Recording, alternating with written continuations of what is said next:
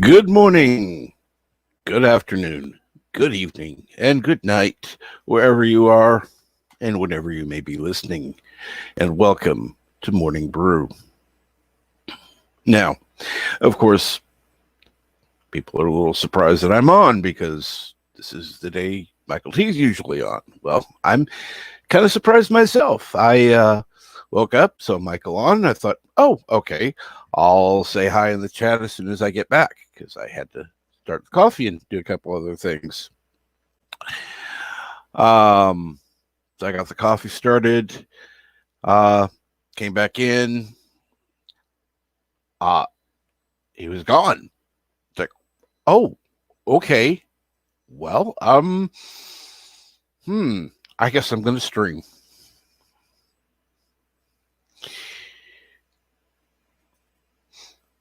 And then, of course, anyone who was here prior to the stream starting saw what LDG said. And so, yeah, good. I'm glad that Michael was thoughtful enough to do that. But no. I'm too... nah.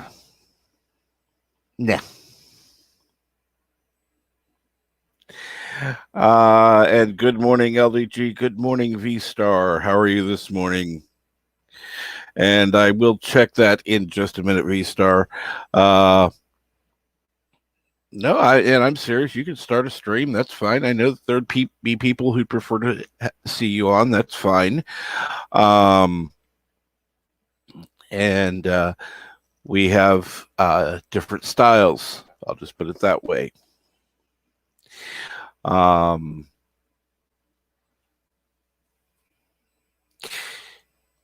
You go more for a different style of entertainment. I'll just put it politely than I would. And good morning, Darth Hastur. Or wait a minute, I saw this. I thought I saw it. Oh, good morning, Dave G Sound. At V-Star, I will have hoodies in the store today. There will be hoodies in the store today.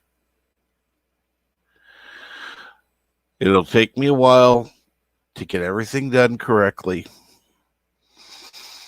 Because it always takes its sweet ass time updating.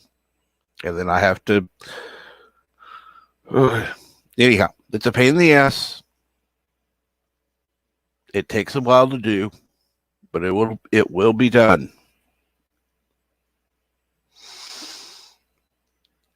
And so what's going on, everyone? I hope that you all are having a good morning so far. Yes, it is Monday morning and I'm on. And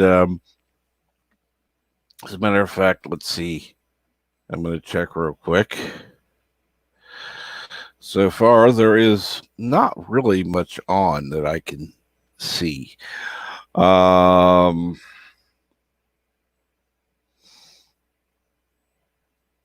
least nothing that I mean, people have uploaded stuff, don't get me wrong. So,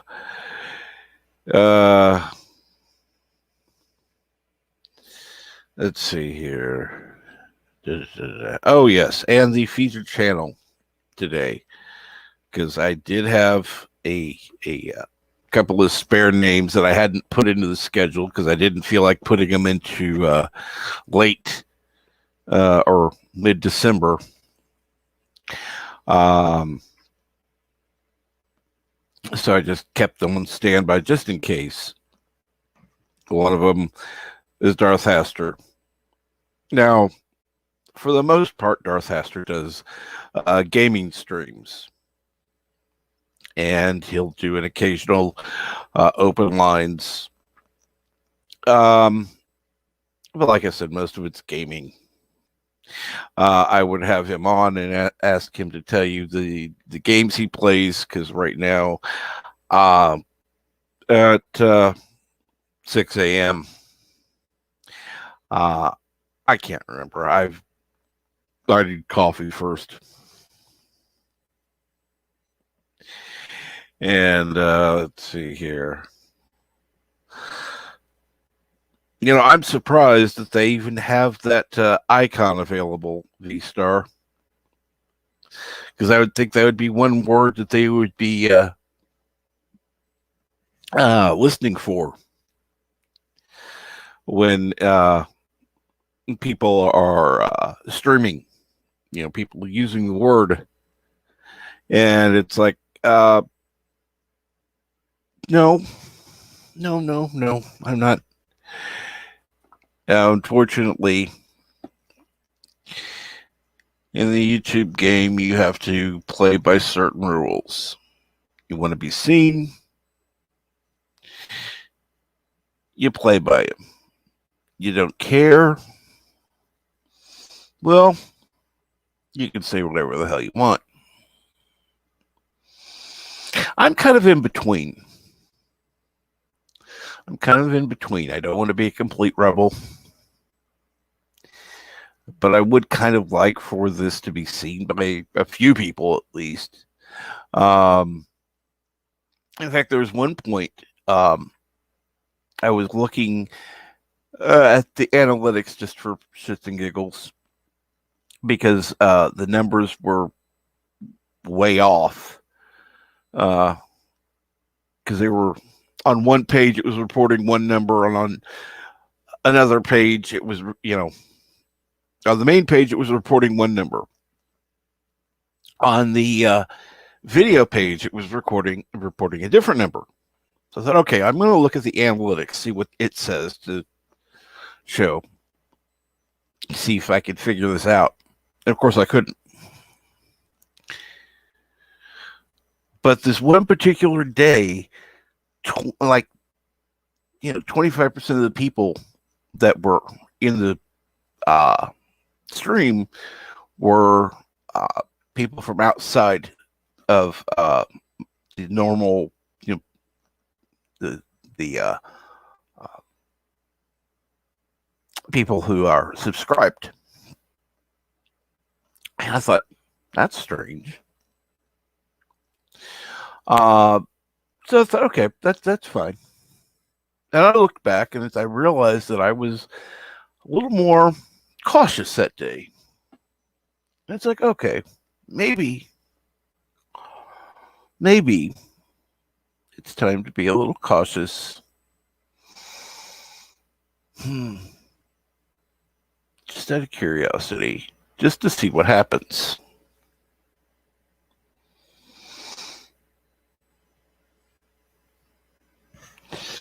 So, good morning, V-Star. Good morning, Dave G Sound, and good morning,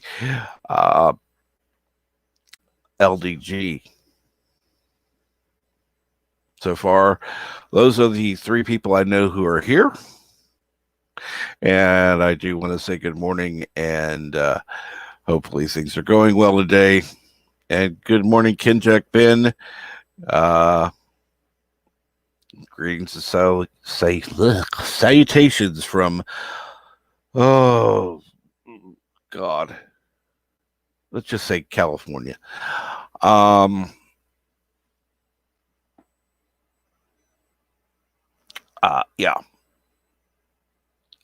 Kinjak Ben, all I can say is move. Move. It doesn't matter what state. It doesn't matter what state. Out of California would be nice. So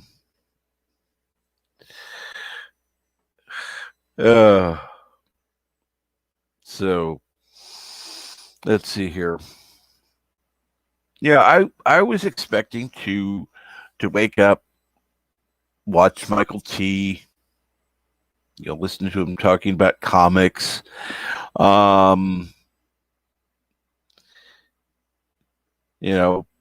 See what's coming up, see some of the projects. I was totally surprised to, like I said, walk back in the room and find that he was off.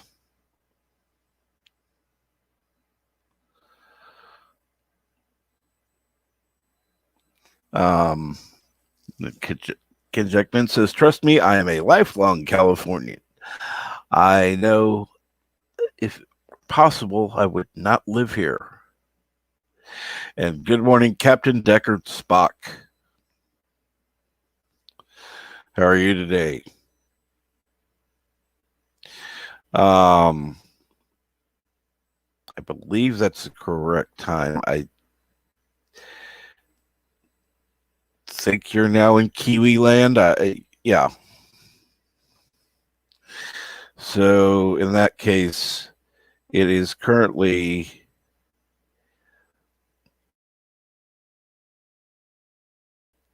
8:15 in the morning. Wait, no, 12:15 in the morning. Excuse me. So it is just after midnight. So it is good morning. And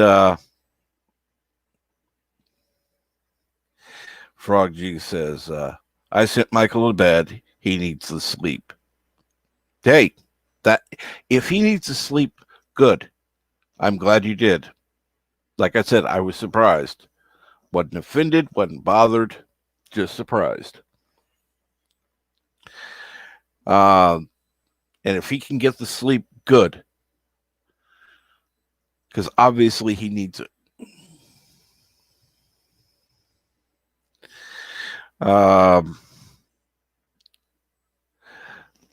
Let's put it this way. Beaches can be made. There's enough sand in the world. We could create beaches.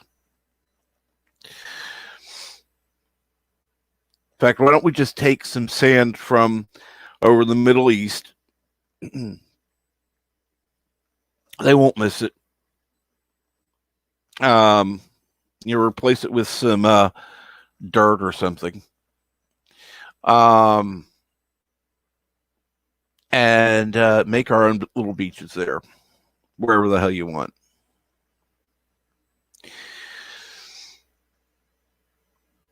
Of course, I'm all for the Lex Luthor plan, which was to get rid of California. I think Lex Luthor had the right idea. The movie.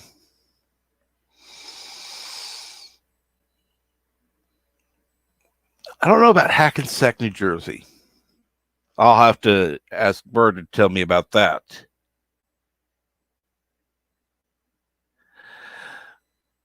So, well, see, I have the reason I know the time there is it's 12 hours off ahead of London. My best friend grew up in London. I have ingrained the time in my head. So I know about when it is. Now, when the time changes, it's going to screw with my head, but that's neither here nor there. I'll get adjusted to it.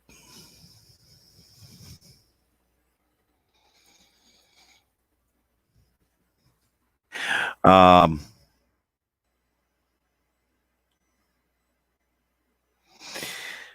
let's see here. We've got lots of sand here in California. You can have some of it. It's that Death Valley's full of it. Yeah. Well,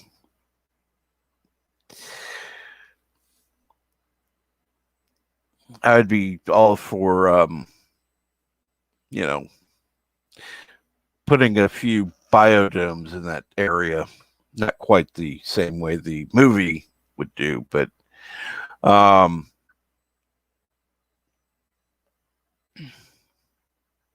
and just get the area where of course, people would actually have to give a shit about the environment.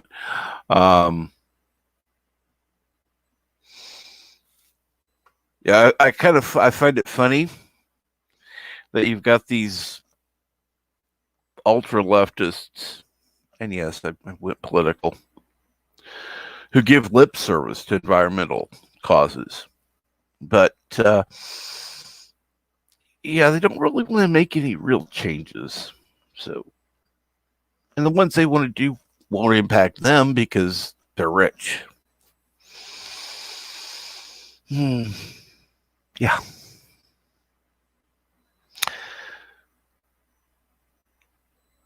The joys of being a Hollywood elitist. And let's see here. Darth Hastur says, by the way, Darth Hastur, you are the featured channel. Why don't you go ahead and tell what games you've been playing? I mean, I could send out the link and make it a little bit easier for you. In fact, let's see here. I am 20 minutes into the stream, so I'm going to go ahead and let me see here. Let me go to here. Darth. There it is, Darth Hastur. All right. I've got this. Yeah. Come on. Go to the page I want you to. There. Thank God. Awesome. Now, here we go. Check your Twitter. I went ahead and sent you the link.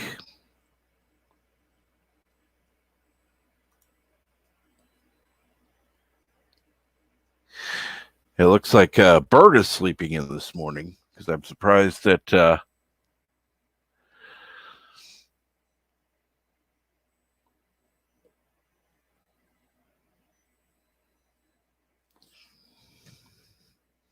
surprised that he's not here. And good morning, Robert Rose Jr. How are you doing today? Let me go back over to the page here. Open that.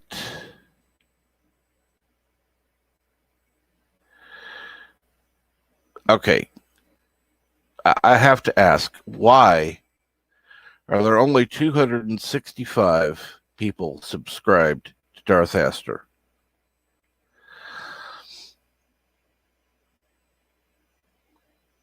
Let's see here now.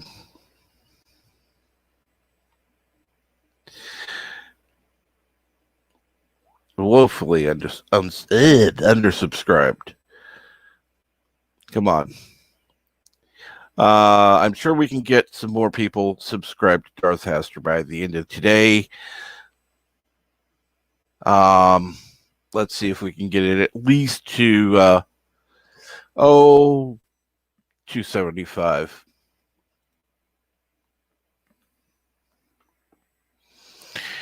Let's see here.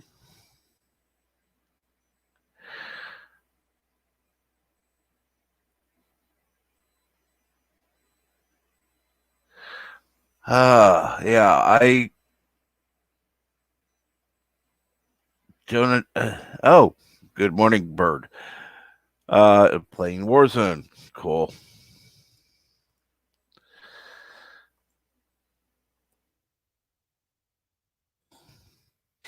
And or should say dying in Warzone, not playing.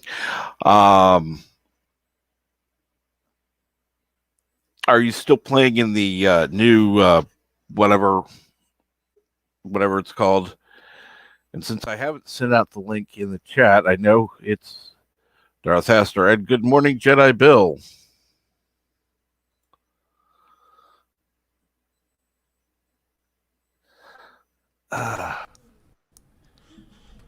Good morning, Darth Hastur.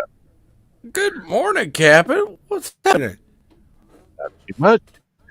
As I said, you're on the featured channel. So, tell me, what type of games have you been playing? Let's see. I started out playing, I believe, Dark Souls and Bloodborne. Those are kind of really, really kind of an adventure, kind of hack and slash role playing game, kind of real fun. Like I said, Well, I think for the real difficult games, the ones that people barely brave to play, and rightfully so, they've got a difficulty spike to them. well, there is a certain appeal to games that most people won't play, because you can watch somebody else either succeed or screw up. Yeah, I was always good at those, and I was always good at the first-person shooter games like Doom and Quake. I mean, I consider myself decent. I'm not like the best in the world. I'm not going to be speed running anytime soon, but I am looking into speed runs on Resident Evil 5. I believe I might be able to pull that off. Cool. Cool. I was talking to a dude on I think it was Games Movies XRS just this morning earlier, and he was telling me that time is actually really good for Resident Evil 5 just by myself. He says you could probably tone it down a lot more if you had a competent partner. Right. And I asked him if he'd volunteer, and he's definitely down. And speaking of GMC, he's in the chat. So, with a legit speedrunner on my side, we should have this whipped and in the bag.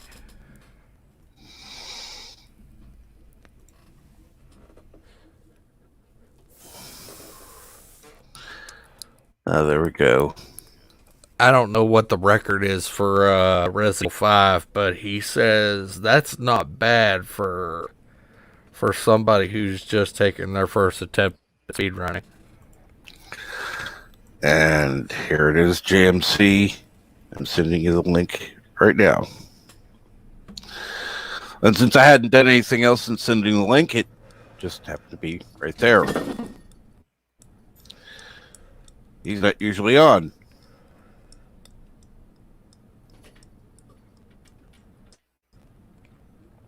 Oh yeah, I've been looking at indie games too. There's this I don't know if you guys heard of it, but Hollow Knight. Hollow Knight is coming out with a sequel, and I'm gonna be looking into that. I hope it hits PS4 and PS5. I Mm-hmm. will probably be playing Hollow Knight sequel. Boy, that Hollow Knight. The original Hollow Knight was hard enough.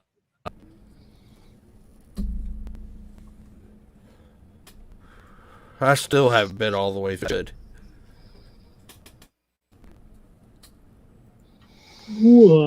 Happy Halloween, gentlemen. Hey, how you doing, man?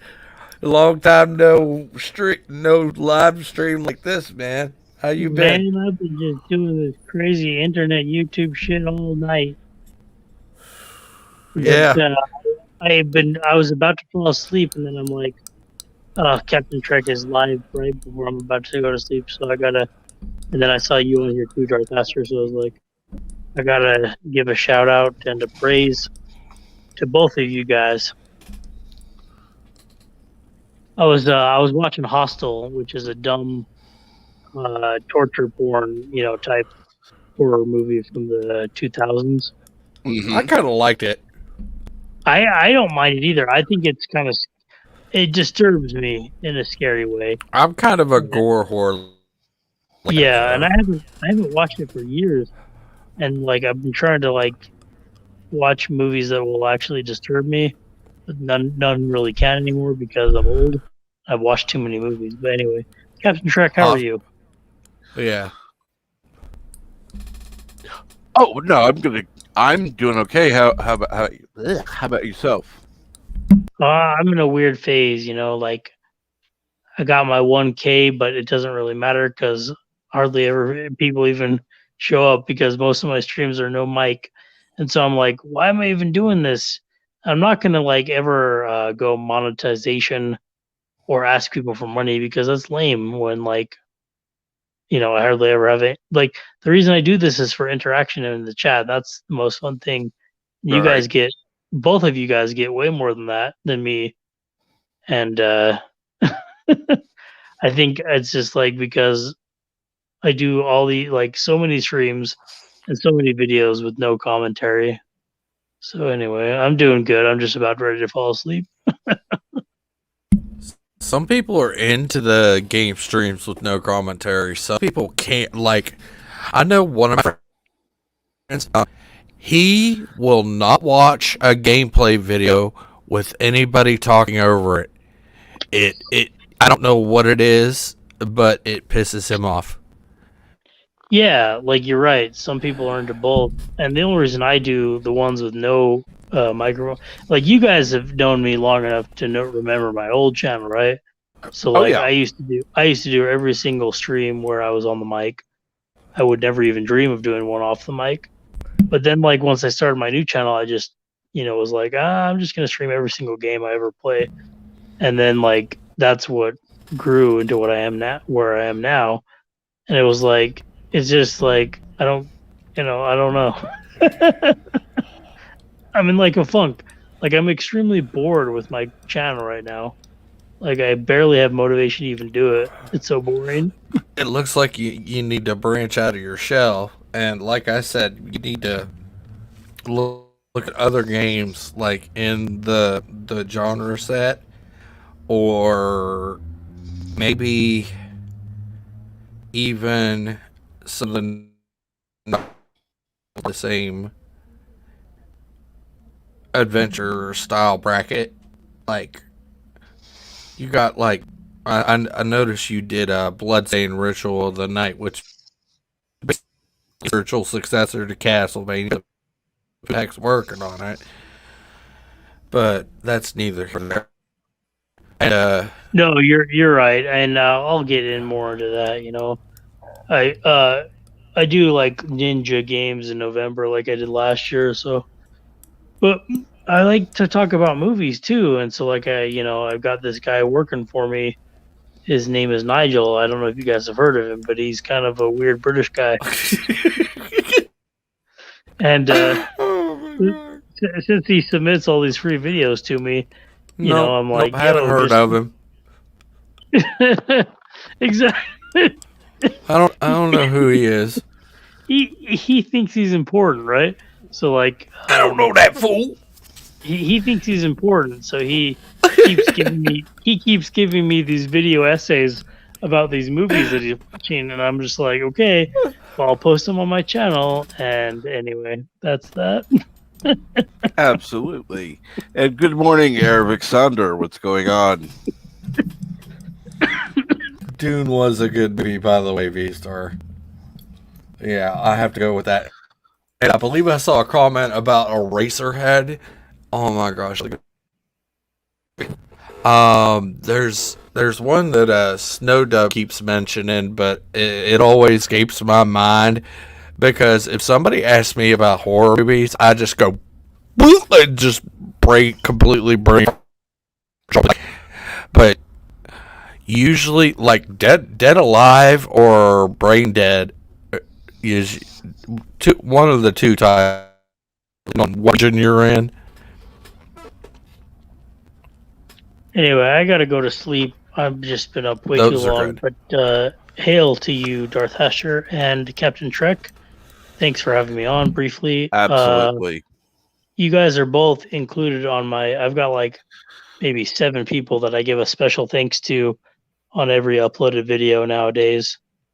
And I will continue to throw support your way because you're both valued members of the Castlevania Cast Club. And Of course. Us whip wielders have to stick together, man. Exactly. I gotta go though because I'm falling asleep. Yeah. I've been up for 23 hours now, so Go to sleep. God bless you all. Take care. Later, Gator. And now I've got somebody else. Got somebody else backstage. Morning. Morning, V. How you doing? Well, I'm doing okay. Well, you know that you were the very first one chasing my dog that I actually found through YouTube.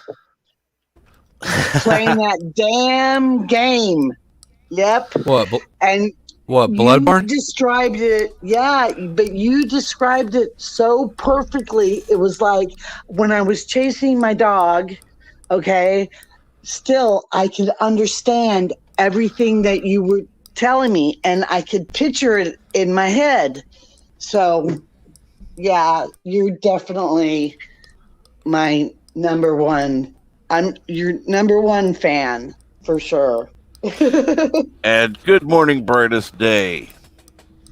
Eric, trying to decide sleep. Start the coffee and go back to sleep. Yeah. Go ahead, Darth. Sleep sounds like the better bet, depending on if you have anything to do today. But yeah, I'm glad to hear that that you think so highly of me because really I don't really think I'm that much. I'm not gonna lie. I'm not gonna sugarcoat it either. I actually think that like Bloodborne and Dark Souls and my knowledge of Castlevania, I'm actually quite terrible at video games. Well, except for maybe Doom and like Quake. You had a couple streams too that they were just random about movies and shit like that. So yeah, yep. Oh yeah, I did give a review for Monster Hunter World. That was based off a video game. Yeah, most of my stuff's based off video games. You're right. I got a pad. Remember? Oh yeah. You're a writer. So yeah, I you have a great book. I dabble. Yep, you have a great book with a Lovecraftian book. Yeah, it's I've been really thinking about the name of the Mantis because he's just, or is it the protagonist? I always get the two mixed up for some weird ass reason. Which one's the good guy? The antagonist or it's protagonist? Mm-hmm. Protagonist. Okay, protagonist. Yeah. I'm thinking of changing the protagonist name because I actually realized a few months ago that Theodore Pendergrass is actually the name of a musician. Oh, I didn't know that. Yeah. Oh, Pendergrass. But most people don't know him as his full name. They only call him Teddy P. Right. Oh, I need more coffee. Teddy Pendergrass. His real full name is Thor, though. How did I remember all that? I was just listening to it one day, and I bet you his full name's Theodore. I look it up on Google, and I'm like, it is. And I'm like, yeah, I gotta change the name of that. So I'm just kind of I'm sitting on this trying to think of names. I wouldn't. I honestly, I wouldn't bother. You wouldn't bother? I wouldn't bother. I mean, I'm sorry. Any name you come up with is going to be have been thought of before. So, you just happen to pick a name that is being used. Yeah. Okay. That's true, Captain. There are. Very Keep true. in mind. Keep in mind there would have to be statistically other Theodore Pendergrass is around somewhere. True. Yeah, I was kind of thinking of it like almost all night while I was wrenching games, Castlevania, games, movies, Castlevania, RS's chat, and I was like, man, I really got to change that freaking name on that story. But then you guys got me kind of talked out of it right now almost. Just use butterflies for artwork. There you go. Butterflies is a brilliant artist. I still need that one thing that she drew me. But anyways, butterflies as your artwork, there you go. Yep. You're set. That's an award-winning book for sure. In my book, anyways. Yeah, true, Ken Jackman. But yeah, I've heard a lot of people referencing him as Teddy, so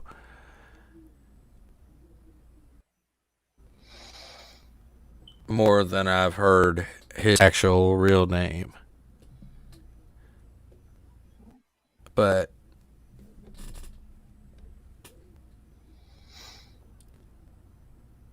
and good morning, Orville Nation.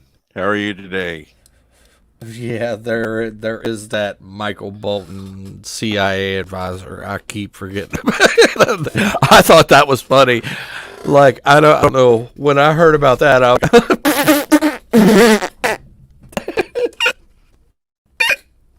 that really got me wheezing. Oh yeah, that got me wheezing pretty good. Kind of got me started there. A little wheeze, but not too much. And good afternoon, Get to Lemons. What's going on, Orville Nation? How are you, PJ? You gonna be streaming later? Go ahead. Oh, I was just gonna ask, yeah, how you doing, Orville Nation?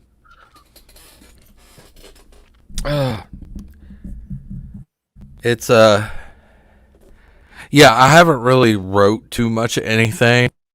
I've been busy trying with getting stuff ready for like holidays and stuff and other things. So I've been kind of putting the writing off.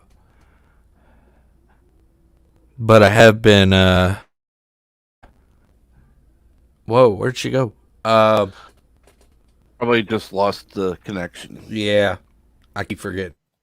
Habit of doing that. Where was I? Oh, putting off right. Yeah. Um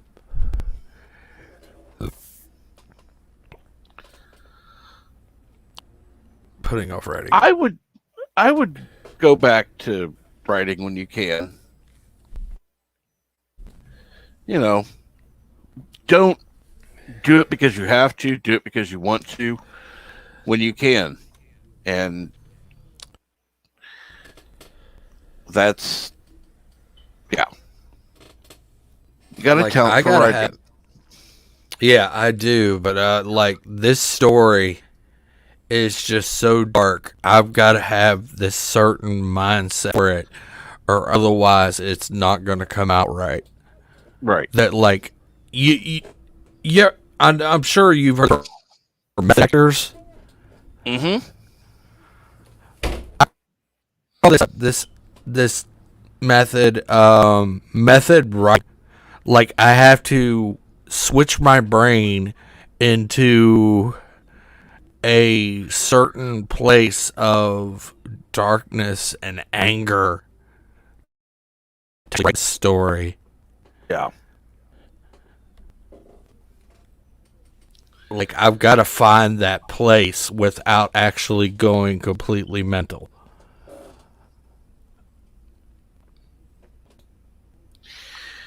Like this thing is dangerous for me to write. I'm not gonna lie.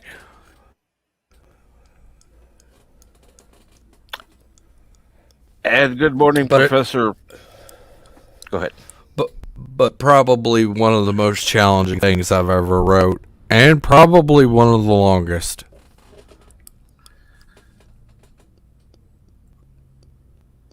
Wow. It like I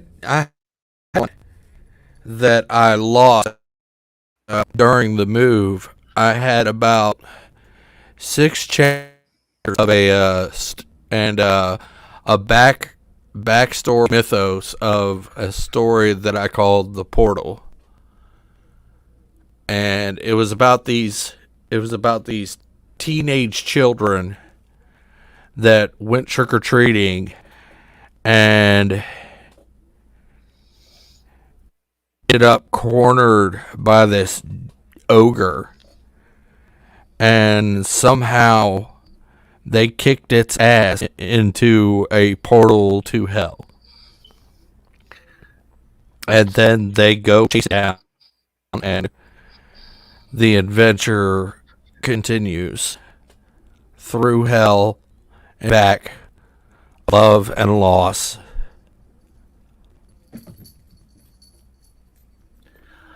Ah, thank you. Yes, I did. Revelation.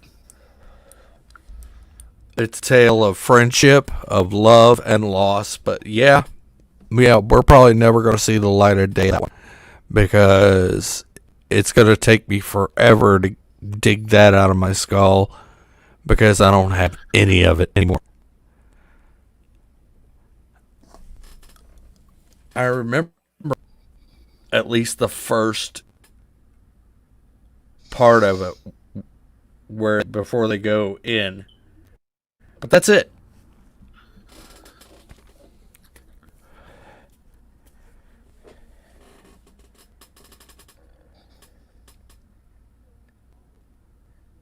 That'd make a good one. Go ahead.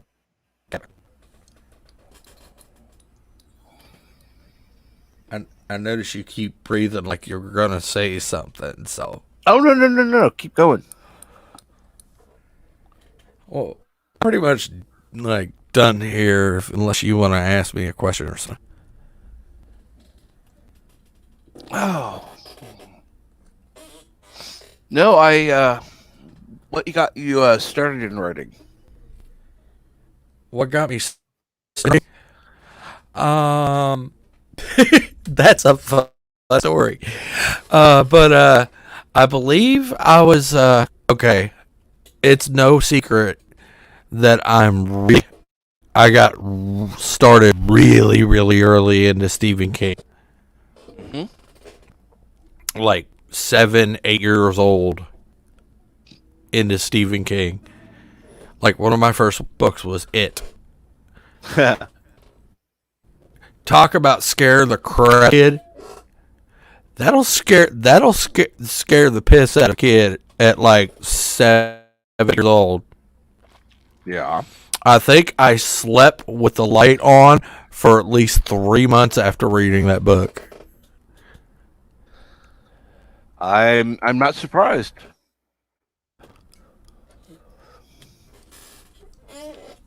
But after that, I'm like, he's not real. He ain't gonna fucking get me.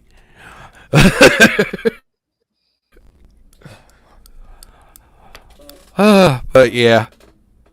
How I got started. My fascination with Stephen King grew book after book. And I think I was about 5th grade. I think it was English teacher wanted us to start writing in journals, and she'd give us an assignment I think it was every day. No, it wasn't every day. I'm trying to think. That was a long time ago. Mm-hmm. It's hard to recollect all that. I want to say she gave us a new like every week, but this one, when I really started to find my niche for horror, was around the holidays, sort of Halloween, Thanksgiving, Christmas. I actually tried to write a story about I called him the Jack-o'-lantern man. It was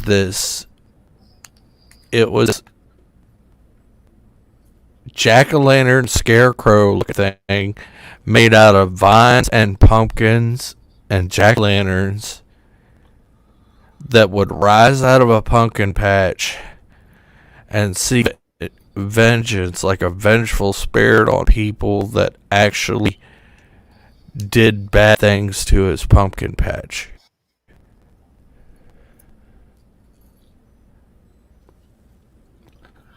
I like that. Yeah, apparently it freaked my teacher the freak out, and I got my parents called.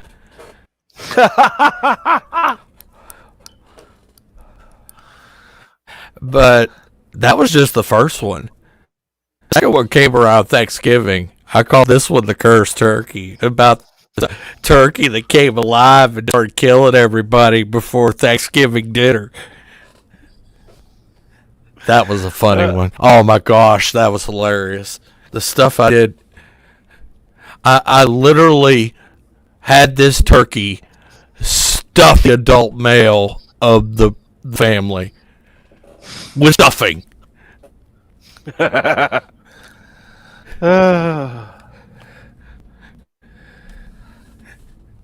course, I'm sure your teacher was going, what?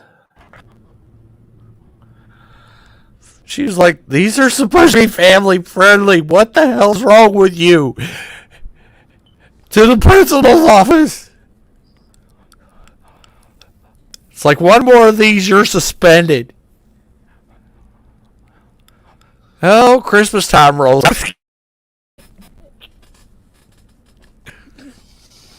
And I just read Snow Treasure. I don't know if anybody's heard of that book, but it's about these three sled riding kids that barely narrowly escape certain emblem wearing forces during a certain world war. Yep.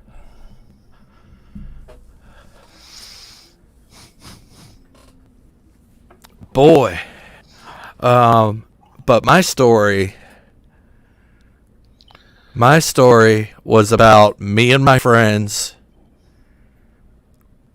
in the middle of the woods in the snow.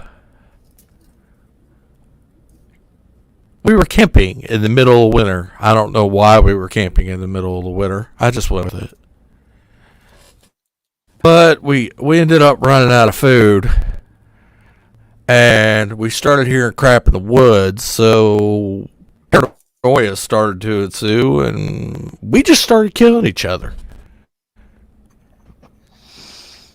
And then we started getting hungry. And then we started eating each other. Yeah, well, once somebody's dead, they're fair game. Now that drove them out of the wall. I think I got suspended for 3 days for that. And they said if you write that, you're going to be expelled. And for the longest time, until I probably graduated high school, I didn't write a damn thing.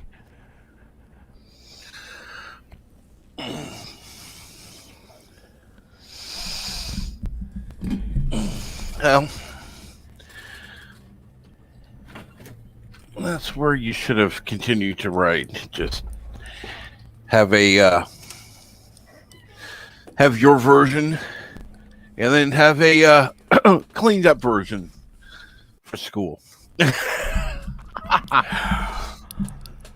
How you clean up stuffing somebody with stuffing? Yeah.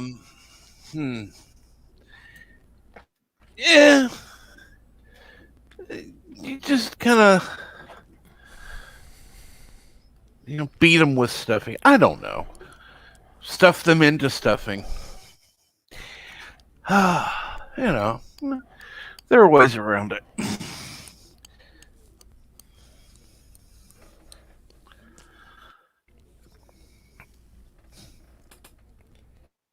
Yeah, they thought I was a twisted individual, and for good reason. Probably all the crazy crap I wrote.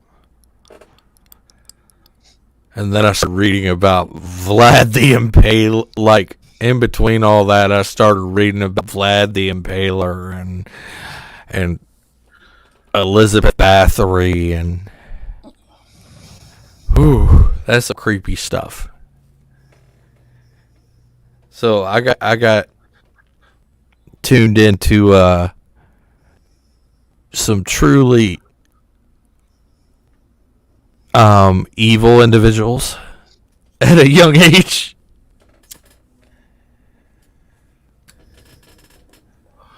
Obviously. But, right now, this is one of the things that I don't remember what live stream I was listening to last night. And of course, it was their 1K celebration. I could go back and look. Then, of course, YouTube had removed several subscribers in their usual fashion. So, but they were talking about different writing, different books, different stuff. One of the things that's missing today is the originality. And that's one thing that you do bring that a lot of the professional writers, and I use that in quotes, don't. Well, I don't know about originality, but I do bring an old older type writing style. I mean, I still kind of mix the old prose with the old, like the proper British prose with the new modern prose. Mm-hmm. So it's kind of fresh. It takes an originality to be able to mix different things and do it well.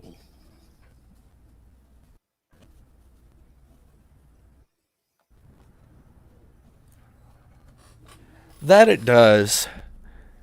And I don't know if I could say that I'm actually the man up for that, but cuz I don't know. Of course I'm always my worst critic. I just don't know. Yes, of course. We generally always tend to be our own worst critics. Oh yeah. Unless, of course, unless we're talking about people that are psychopaths or something like that, but who seem to think that they're everything. No.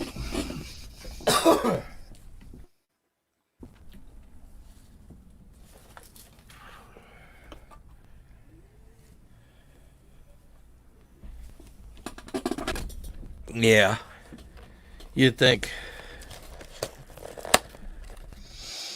I've like I think it's 3 years now I've been to Lovecraft and Lovecraftian style fiction and weird tales.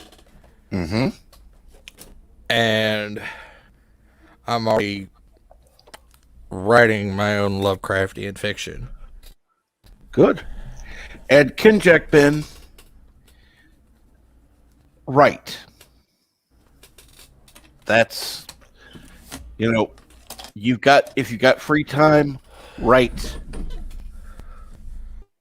Okay, it may not be perfect. It may need to be edited. It may need whatever. But write.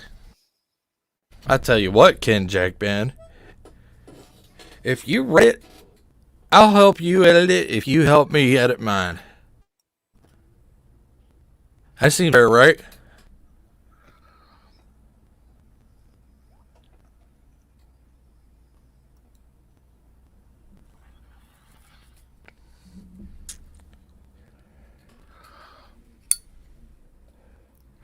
Am I tired?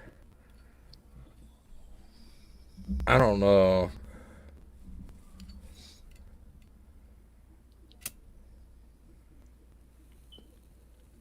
Stephen King. Salem's Lot was kind of a mixed bag when it come to the TV series.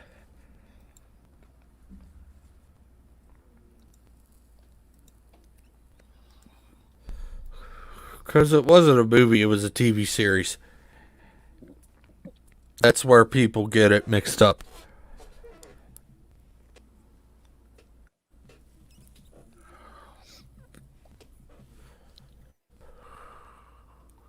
I don't even think. There's one movie of Stephen King's I haven't seen the entirety of. I've seen bits and pieces, but I've always wanted to see it. What?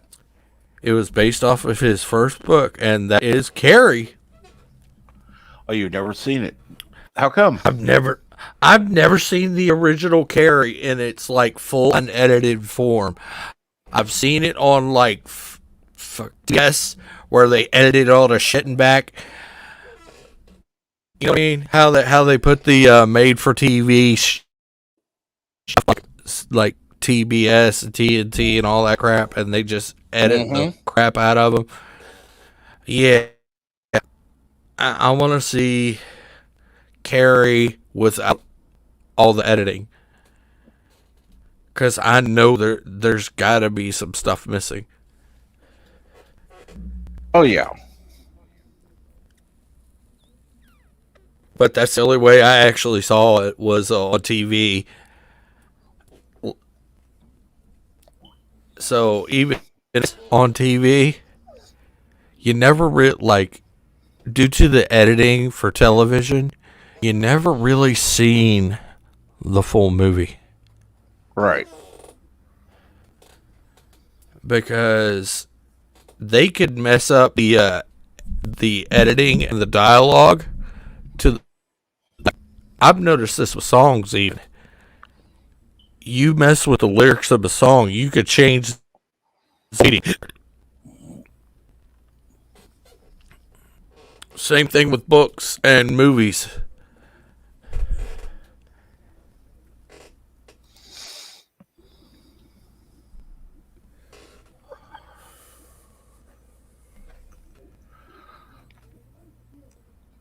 Now, let's see here.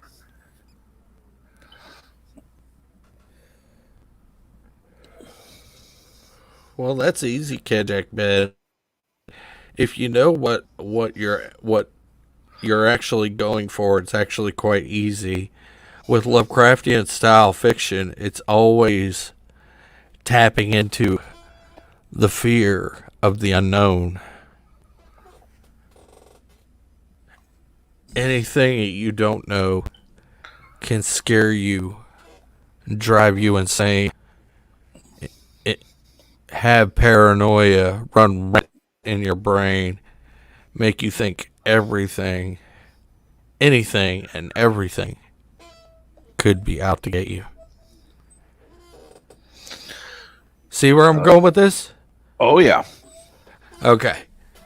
As long as we're on the same page, I mean.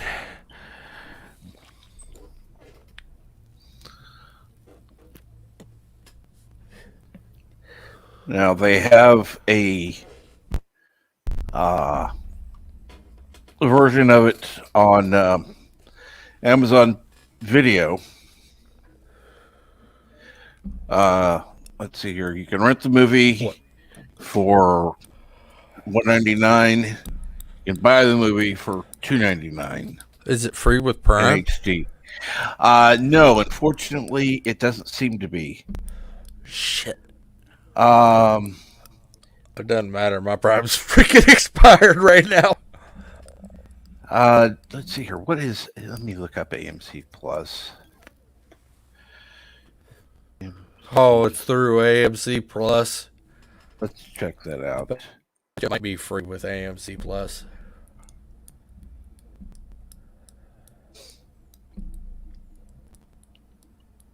And there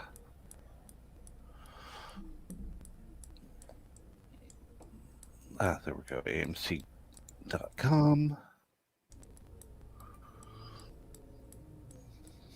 Exactly, Ken Jackman. He gets it.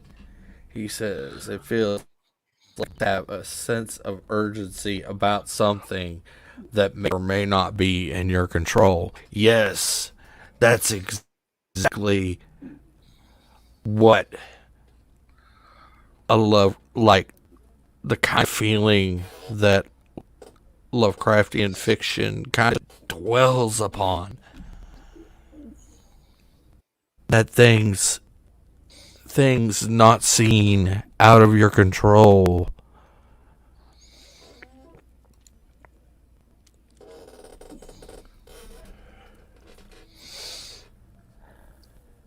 Now, let's see here.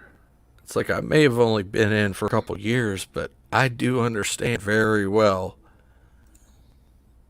how the writing works in Lovecraftian style fiction.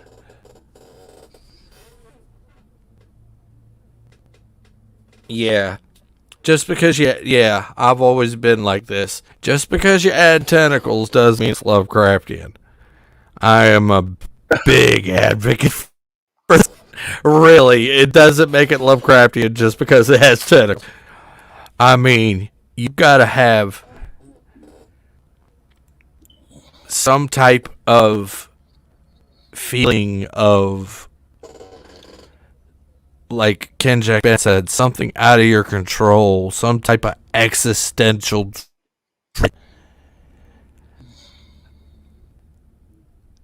something there to feed that, or something that gives you so much fear that you're afraid to look up a second time. Mm-hmm. Like, it is so terrifying to gaze upon something that you can't even comprehend it yourself, because your mind only deals with constructs that are mostly human. So your mind cannot comprehend the Lovecraftian entities that.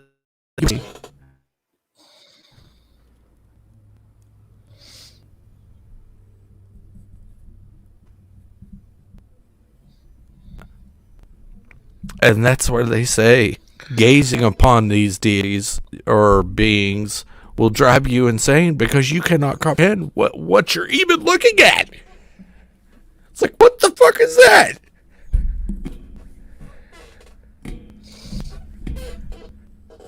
It's one of those kind of moments. You were trying to say something, Captain? No. I'm just listening to you. Yeah. Oh, okay. Oh, yes. Bram Stoker's Dracula. That was a book. Now, the movie?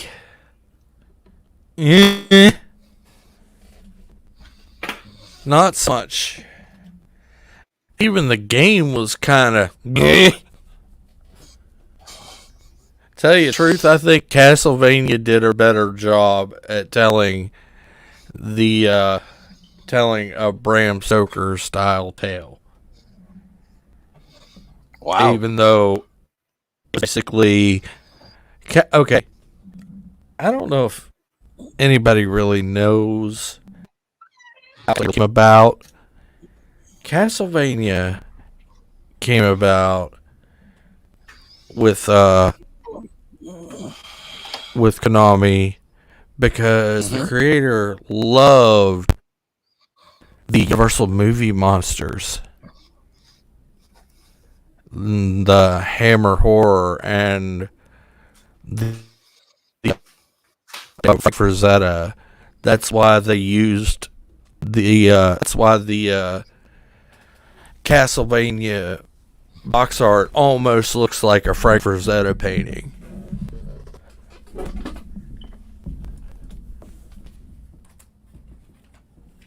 Like, every single boss in the original Castlevania is a Universal movie monster. From the Mummy, although there's two of them.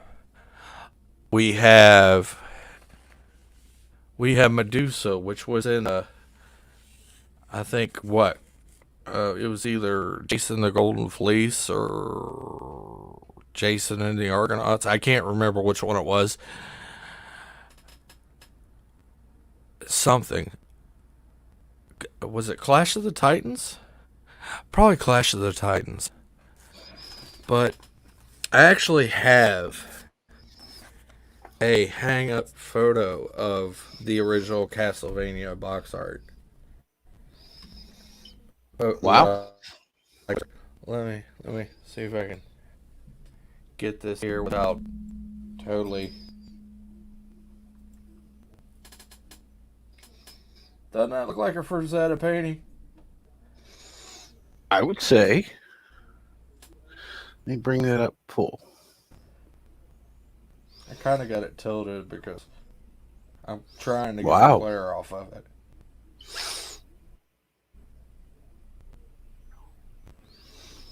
Very good. Wow. Like, that's when, like, Nintendo box art, like, when box art had to, like, jump out and grab you, because there really wasn't that many advertisements for video games. No. Unless you. That seems to be a dying art anymore. The art of the box art.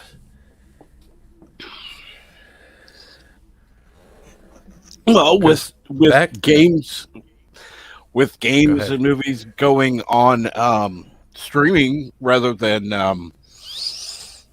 Or straight to digital. physical, or straight to digital versus being sold in stores or in a physical copy. It's not called upon as much for the box art because there is no box.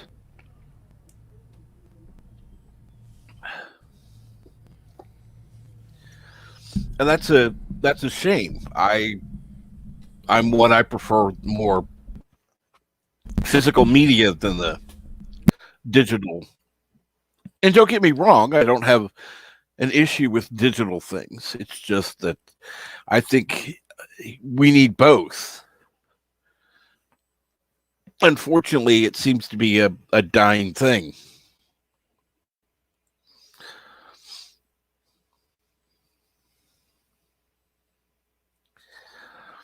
But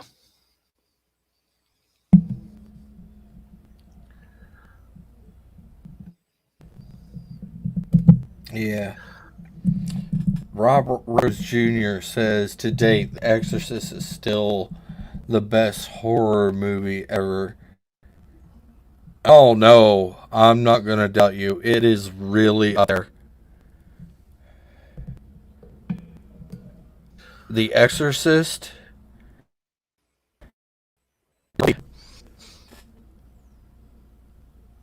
Yeah, definitely in the top 3 for sure. I'm not going to change your mind. Yeah. According to the what I said before, the movie's going to be AMC Plus in 7 days. AMC Plus is starting at $4.99 a month, and you can get a free trial. So if you want to watch, it's hour and 38 minutes, so it's longer than the normal version that's out, which is only 90 minutes, granted only by 8 minutes. But plus, yes, you can try it if you're interested in that.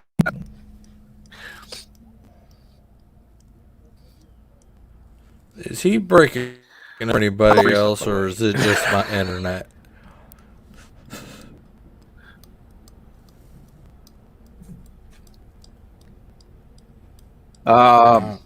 Good question. Am I breaking up for anybody else?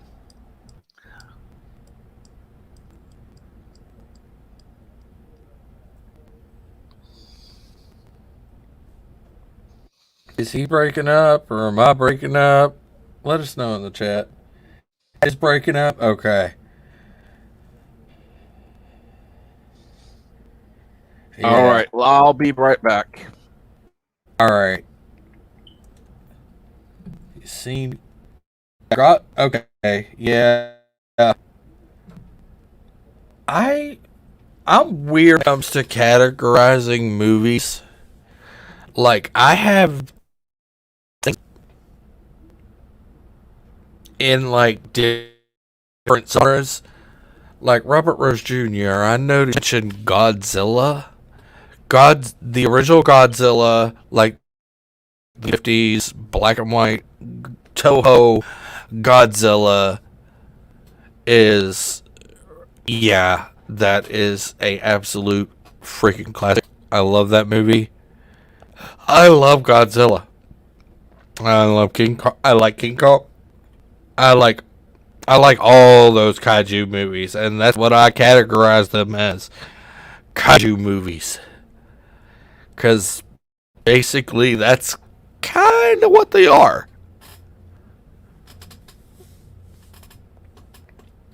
It says we both are breaking up frequently. And Trek's not, but I am. Apparently, everybody's having different experiences. Yay. And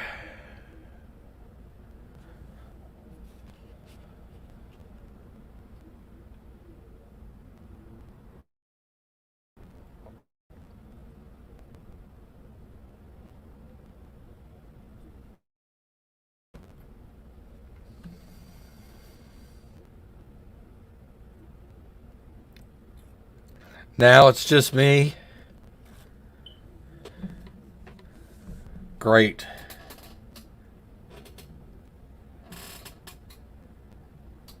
Yeah.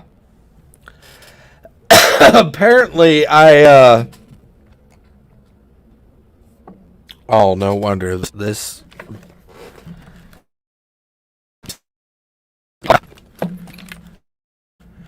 No wonder I'm just pumping all this power to this over here by these USB. It feels like fire over here on this side where I got all the USB ports at. No wonder my connection's all kind of.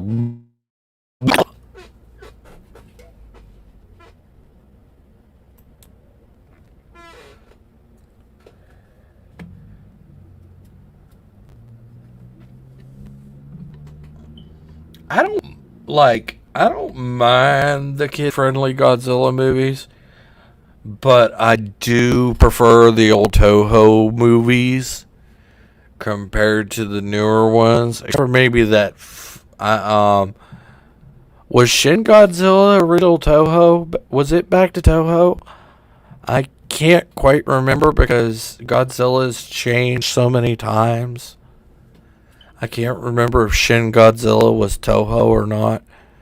Let me know in the chat, because right off the top of my head, I can't recall.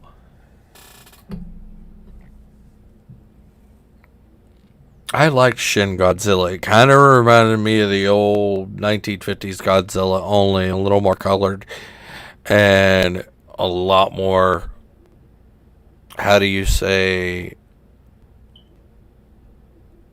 realistic feeling. And Robert Rose Jr. says Shin Godzilla was Toho. Yes, I love the old. Okay, I've heard of the Godzilla cartoons with Godzuki, but I wasn't around for those because I'm an 80s baby. I'm not gonna lie.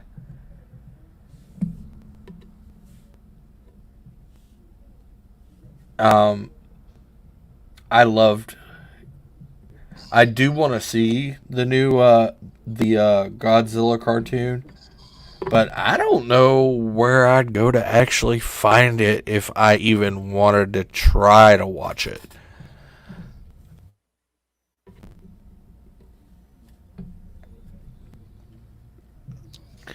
And good morning, Darius Munchausen. What's going on today?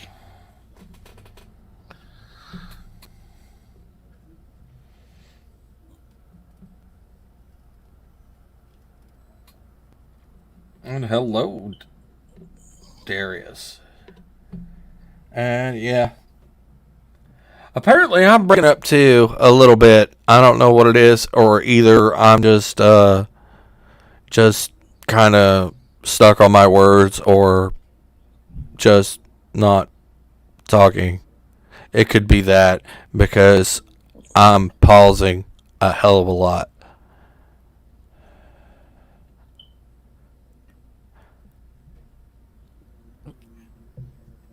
Actually, I think the pausing has helped the breakup. Really? So Yep. I just keep talking like this. Mm-hmm. Maybe I should start trying to imitate Christopher Walken next. I don't know. No, it sounds more British. I'm sorry. I do apologize for those who are over there, overseas. I do highly apologize right now for butchering such a beautiful dialect.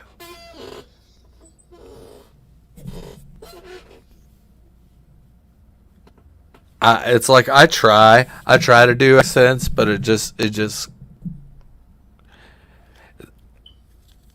they're fun to mess with. I gotta admit, but I've never really been able to really nail one, except for maybe Fat Bastard from Austin Powers, The Spy Who Shagged Me. You! Get in my belly! I'm bigger than you! I'm higher on the food chain!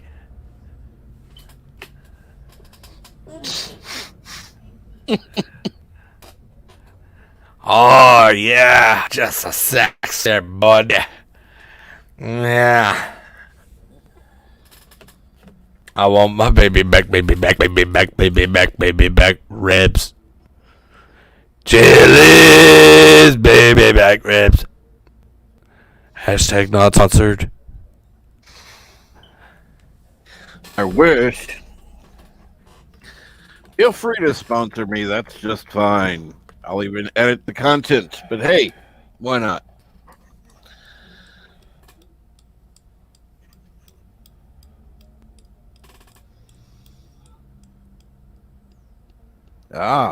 Let's see here. Minus the animated movie, though.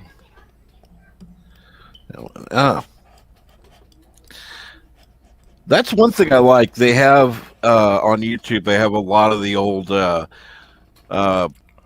cartoon series episodes. Yeah, I think I found this like one channel. I think it's posted by somebody who did it like a DVD rip or something.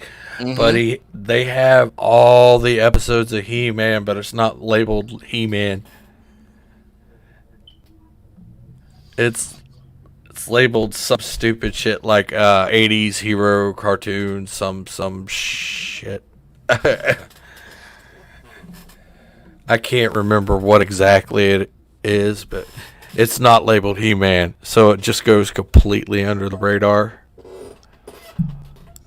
Well, if you find it, send it to me on. Yeah, if I find it again, I definitely will hit you up with it. But it has all the old He-Mans, and we Midnight's Edge. I don't know Midnight's Edge. Shout out to buddy Tom Connors. Him and Mexican Iron Man and their chat when all this He-Man Kevin Smith BS was happening. Mm-hmm. We were talking about the old He-Man, and somebody in the chat mentioned that you should hear the original theme in Spanish. It is so much different from the English version. I actually went and listened to it. It's got this like extra. It's got like a vocal track in the back of it instead of just the da da da da da da da da da da. No, it's got like. Really? Yeah, it's got a vocal track in the freaking back of it when it's doing that. And I'm like, yes, this kicks ass. And then we had like I forget who it was, Paulie or Diego translate it for us, and it is just so much better.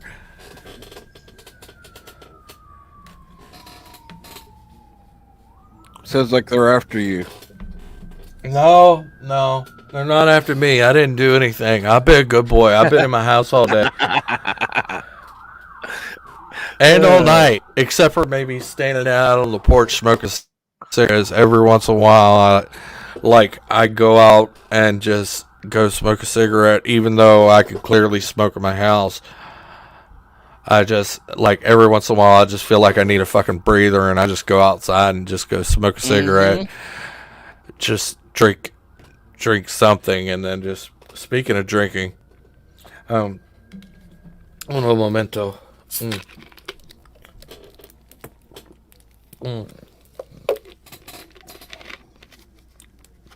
Like, I can feel my throat getting a little raspy. It's like, I just got over getting sick, like, last weekend. And it still feels like there's something, like, in my throat. I don't know what it is. Like, I've been trying to get it out this, like, whole week.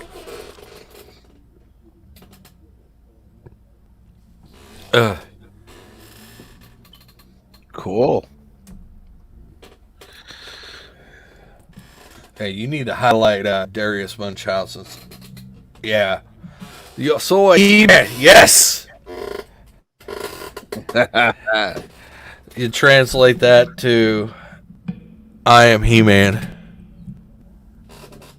I believe it translates to I am He-Man. My Spanish is a little rusty, but I do remember some things. I believe that translates to I am He-Man. I'm sure if anybody over at the Latino Slant or Midnight's Edge Espanol will end up watching this, I'm probably going to get corrected if I'm wrong. I'll let you know. I would say that that would be highly unlikely, but I've been surprised in the past few days. I'll be in a chat, I'll say something in a bigger channel, and they're like, "Oh, hey, hello, Captain Trek. I like listening to your Morning Brew when I can," and it's like, "Huh? What?" Okay, cool. Yeah, I just yeah, I love it when I like you hear like, "Oh my gosh, they noticed me." Well, that's the thing. It's like, oh, mine's just a small channel. Nobody really. It probably goes under the radar. But come to find out, it's like, oh, wait a minute. Some of these that are actually watching, either not talking in the chat or watching later, are actually bigger channels than mine. So cool. And welcome. Yeah, I like that when especially when you get the bigger channels looking and they actually take notice. And like, that's cool. Like, that's really neat. Good morning, Darius. And oh, is that coffee? I could go for some coffee. Absolutely.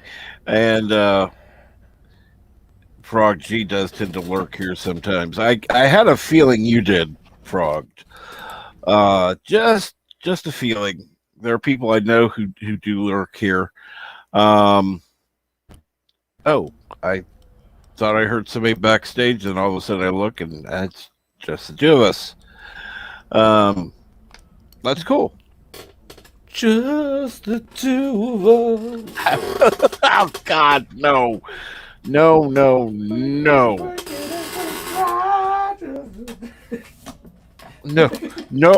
You started that horror show. No. You have nobody to blame but yourself. And good morning, Maria with Tea and Telly. Hey, Maria. How you doing?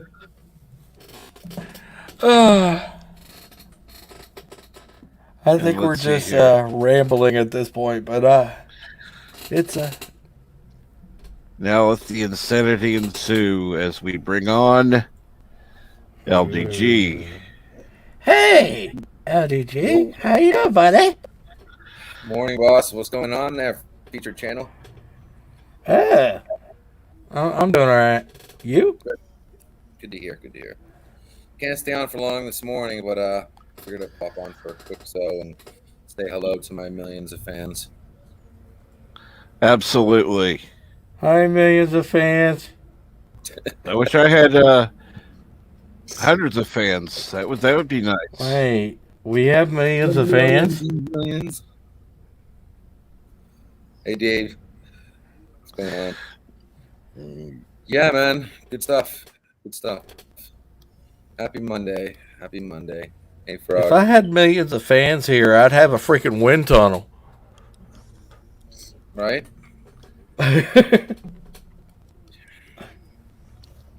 Maria in the house. Hey, Maria. How you doing, darling? And Maria, if you would please post your channel. I have made you a moderator. Go ahead and post your link to your channel, please. Okay. Yes, I know. Darth Hastur is the featured channel of the day, but don't often get Maria in the chat. Oh no, no, we don't. Maria be having some freaky streams. Oh yeah. And Darius, you better be streaming today. So yeah, post your channel too. Are those? Is that captain's orders or is that just? Absolutely. And Is there a nice name yes, for the show? your channel link is in the description, Darth Hastur, but you're more than welcome to post it in the chat as well. Oh, yeah. I think I had it up there earlier, but I don't know what happened to it. Let's see. And thank you, Frog G. I know I can always count on him. If you're not subscribed to Maria, please subscribe to Maria with Tea and Telly. It's an absolutely wonderful channel. You can absolutely find some unusual streams, but they're fun. Yeah. It's actually That's the whole point. It's actually one of the few streams that has I don't know how to say this, but it's one of the few female streams I actually enjoy. They have a lot of fun. Is that what it's all about, really? Yep. A few Oh, everybody.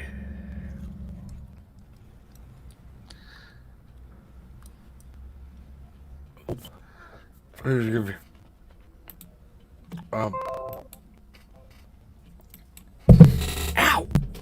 Dang it! Sorry about that. No problem. I hit my head on the mic.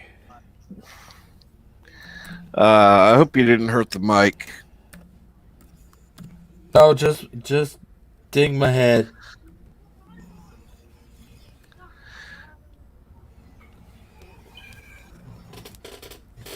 Sorry. And let's see, Professor. Let me go ahead and highlight that. Looking for people that have experienced personally an important point in history, or have a passion for a particular aspect of history, who would like to talk on history with R&R. What exactly are you looking for? Are you looking for stuff on like the Vietnam War or what's going on? I think they're open to any particular point in history. If there's something that you have experience with, or have a certain passion for, yeah. I wish I could get that. I wish I could get that story out of my dad. My dad served in Nam. He still to this day will not talk about it.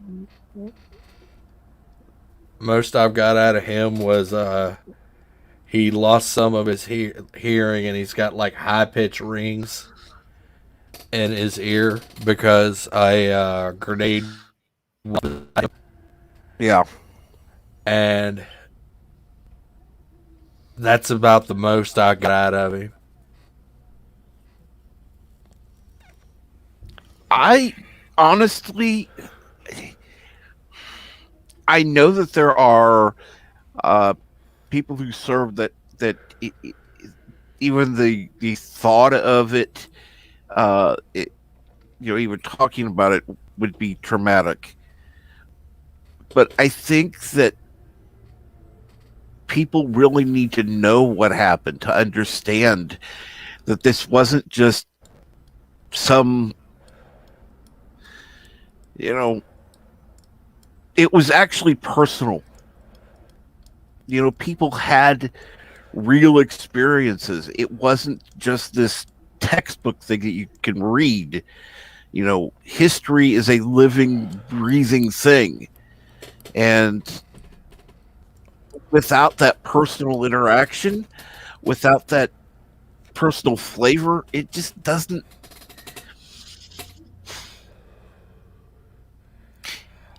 I like that. That I don't know if you're into that, but I saw this thing on Vietnam about on the infographics channel Mm-hmm. They do some cool documentaries, but they were talking about how the tunnel rats in Vietnam were like key to surviving the Mm-hmm. war. Oh yeah. And there are a lot of those that now have issues with enclosed spaces. I've done more than one. It's like that was their job, and now it's like there's no way in hell you could get them in any place enclosed, and it's because of that.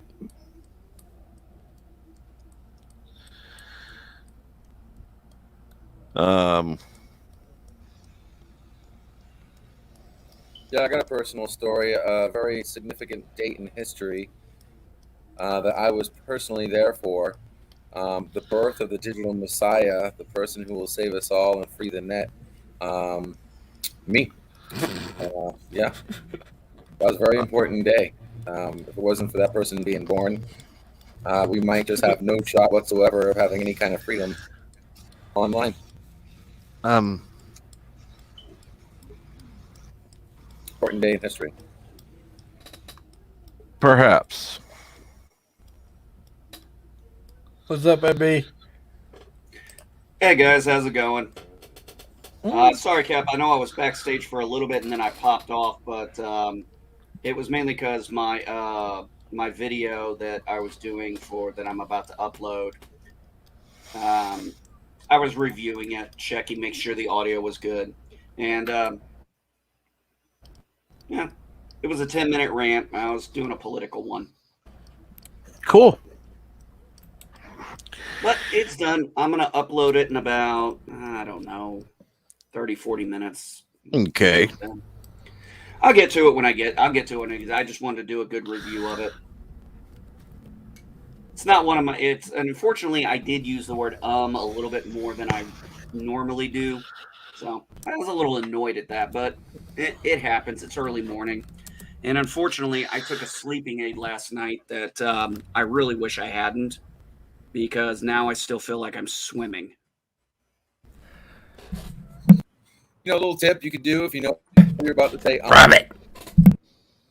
switch it to another word people don't reference with the word So if you're about to say you can go be like, well, today, oi, we have these things, you know, like change it to oi or something like that, or another term. Wait, you want me to sound like Biden? Did Biden say oi? No, but he did say in the town hall, what am I doing here? And Darth Hastur, by your request, since you are the featured channel of the day, we are going to have a coffee break. Coffee break. Coffee. And Coffee let's break. try to Coffee. there we go. Listen to me very carefully, because I'm only going to say this once. Coffee. Black. Coffee. Black. While I've got your attention, there are... Coffee first. Well, this mentor would like another cup of coffee. I'm just gonna have to give up coffee. Want some coffee? If I'm not mistaken, that's your third cup this morning. Fourth, and on a day like today, it won't be my last. Coffee. The finest organic suspension ever devised. Commander, set a new course. There's coffee in that nebula.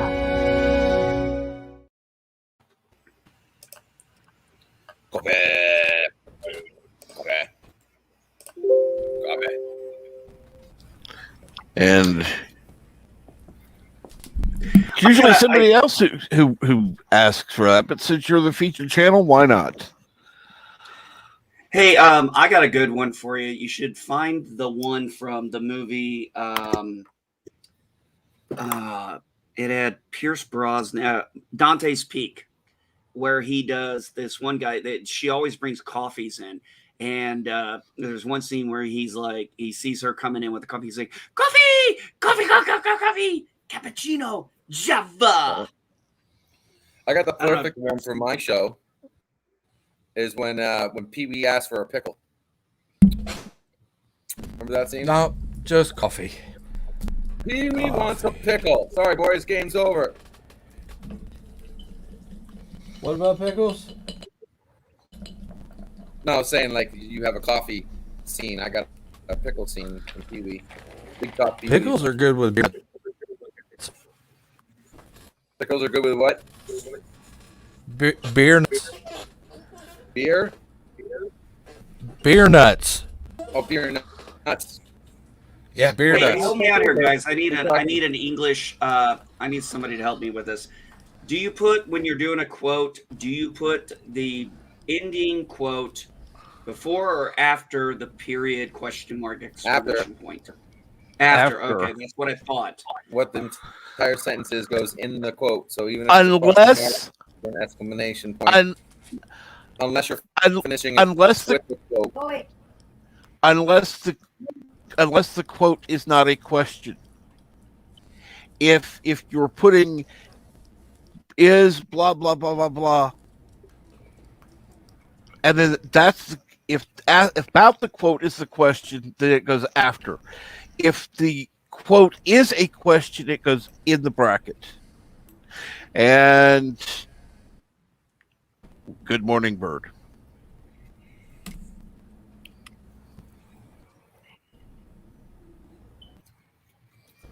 And don't bump past her. I'm not. There we Morning, bird.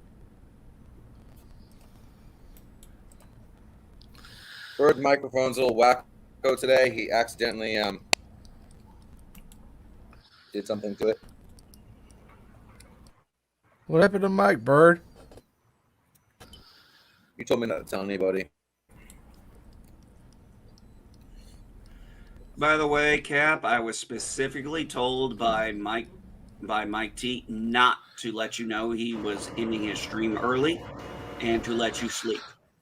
Son of a bitch. Yeah. Hello, world. It's Birdo Cry 5. Kapla. He always gets me.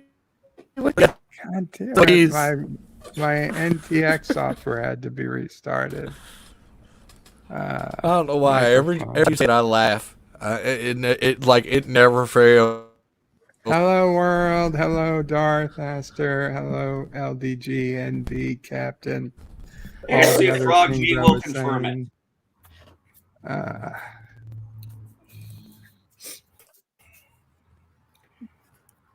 Yep, Frog G confirms it. He flat out said, don't tell Captain Trek I'm shutting down. Let him sleep. Let him get some rest. I saw Michael T streaming because I woke up at like 5:15. Mm-hmm. I saw Michael T streaming. I was like, okay, so Captain's not going to have to stream today. But I went and there was, I don't know, they were talking about something that didn't immediately interest me because it was comics related. And there was just one other person on. So I was like, okay, let me go listen to a video and I'll come back to it. Mm-hmm. So I went and listened to a relatively long video while trying to play Call of Duty. Of course, in the hour and a half I spent playing Call of Duty, I had about 10 minutes of game time and an hour and 20 minutes waiting for matches to start because the server was so overloaded this morning. Really? Their server's getting a lot more wonky, isn't it? Yeah, and worse is that for the first time, I decided, let me use my hour-long tokens because I keep forgetting about them. Mm-hmm. So I used an hour-long token for double experience Double and XP? double weapons. Mm-hmm. And then, of course, like I literally only got 5 minutes of playtime. I got to thinking about something. Do you think that the wonkiness of Blizzard and Activision servers had anything to do with the lawsuit and the fact that Not really. I think it's just, you don't think? they're launching, a new. They're making giant changes when whatever the new one is, Vanguard comes out. So they've got Oh yeah, I forgot about Vanguard. a whole new system coming in, and I think they just stopped upgrading the current system because I think it's going to be replaced. And I think it's just like these are literally the last few weeks of the old system, and anything they don't need to fix that they can just put on hold is just money saved. Yeah. And good morning, Okay, the Catman, Dee Myers. Okay, LDG, I'm going to ask you something really, really, really important. If you're going to eat on camera, could you please close your mouth when you're chewing? Yeah. Why? Because it polite. looks... Yeah. Is that etiquette? Correct. Yeah. Oh, sorry, I didn't get them more. Your parents should have taught you that growing up. Did I close my What's mouth he when I'm eating? drinking too? That's kind of asinine. You don't want to end up wearing it. Yeah, exactly. I'm just asking you not to chew with your mouth open. I know, and I'm just making fun of you. I mean, we're humans. We're not cattle. I'm going to say cows chews with their mouth open. That's what my grandparents used to tell me. That's what I said. We're humans, not cattle.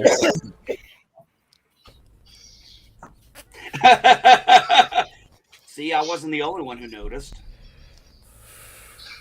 Hi, Mama Cry.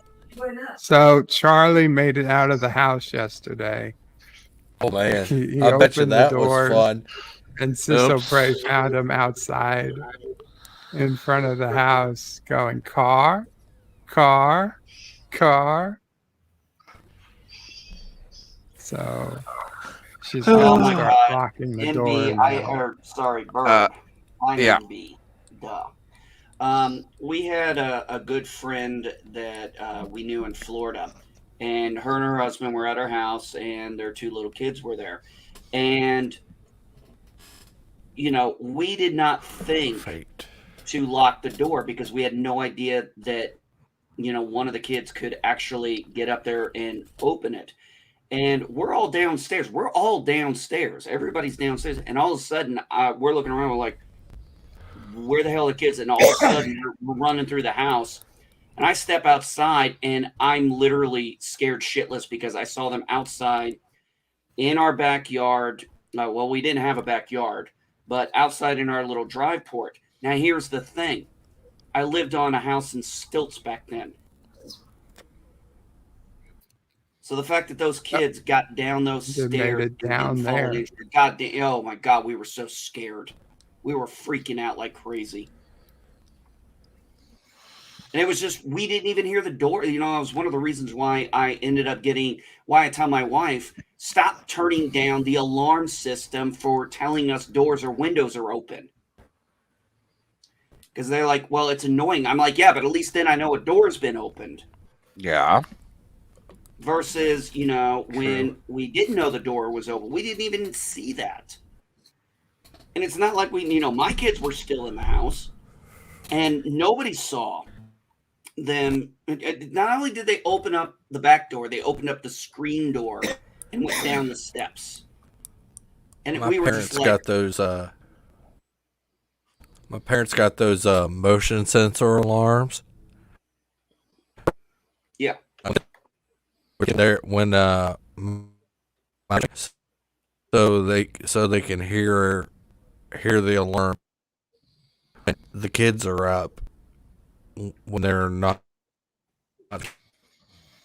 And I mean, the thing is, and I'm sorry, but these weren't my kids. So, yes, they were in my house. Yes, I'm responsible. I take ownership of that. But I had no idea, you know, that they would open the door and just walk outside, both of them. Because my kids wouldn't do that without talking to me, letting me know they're going outside. So, obviously, these were very young kids. They didn't realize that, but still. Oh, my goodness. That's crazy. So I can imagine how Sissel Prey was feeling seeing Charlie outside. Yeah, the ring bet you doorbell caught the reaction. I was like, what the fuck? I bet you she was crapping frisbees. I told Diana told maybe he went outside and Told the lady, you mean the new babysitter? Yeah.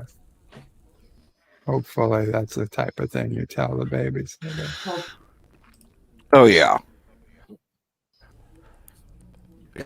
Oh, this is I like good. how, Oh, go ahead, Cap. Sorry. Darth, go. I was I was trying to balance, but like I am now. It's like you go to my channel. I'm usually a butt ton of obscenities, but I usually tone it down for other people's channels out of respect.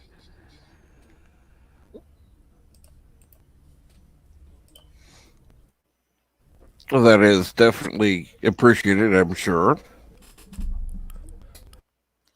I know you hate it.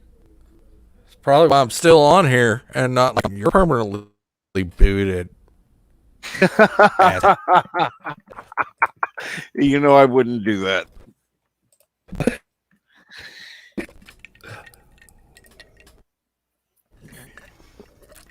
Yeah, usually I'll throw one or two in there every once in a while for comedic effect. But MB, what? I'm sorry to interrupt, but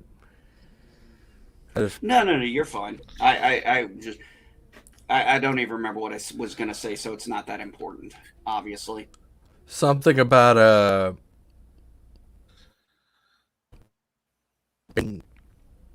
something about children. No. I was reading something Eastland Burkholder put in here, and about raising certain locks or something. I tried to do that with my oldest daughter, and that little shit would grab a ladder and unlock the door, or a step ladder to unlock the door. And unfortunately, I couldn't just make it to where she couldn't go outside because that would be considered entrapment in California.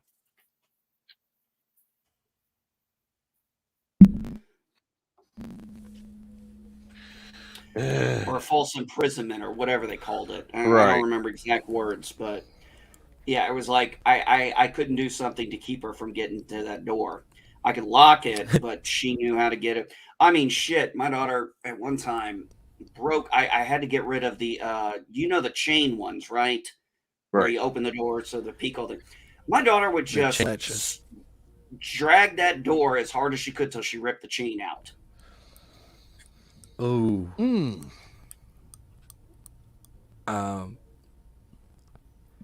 Funny thing you said entrapment.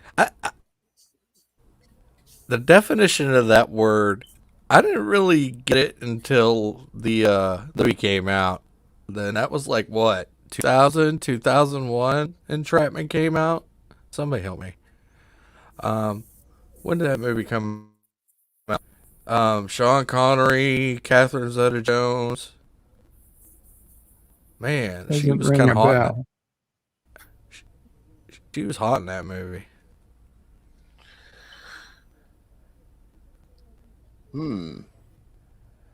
Well, you might want to check it out, Bird. See what you think.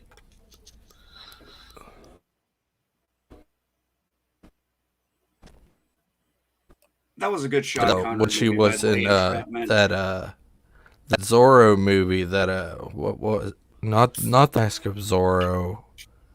Was it the Mask of Zorro first or the Legend? Right? You're the ones with Antonio Banderas, right? Yeah, those Zorro movies with Antonio Banderas. Yes. Yeah, and what was her name? I'm trying to remember her name. I know her face. Catherine Zeta-Jones, Zeta. God, she's hot. Yeah, I can't forget her. Yeah, what was it? This is entrapment. No, this is called blackmail. Entrapment is what cops do to thieves. Yeah, that was Sean Connery's line in the movie. Um, yeah, I didn't really get the definition of that until that movie. Oh, now I remember what I was saying. My video's uploaded now. I didn't know if it would go through because I didn't use any video, but I was using audio from another area that I downloaded, and I didn't know if they would. I paused it enough times, but you can't always guarantee you're not going to get hit with something. No. So I just wanted to. I was uploading, and once I saw the chick, I was actually just pleasantly surprised. So, like I said, something that wasn't that important. And good morning, not Ryan Johnson. If I can Jack Band's comment, it's not Ryan Johnson's. What do you? Catherine Zeta-Jones was gorgeous. She still is. She worth getting male cancer over. I don't know that.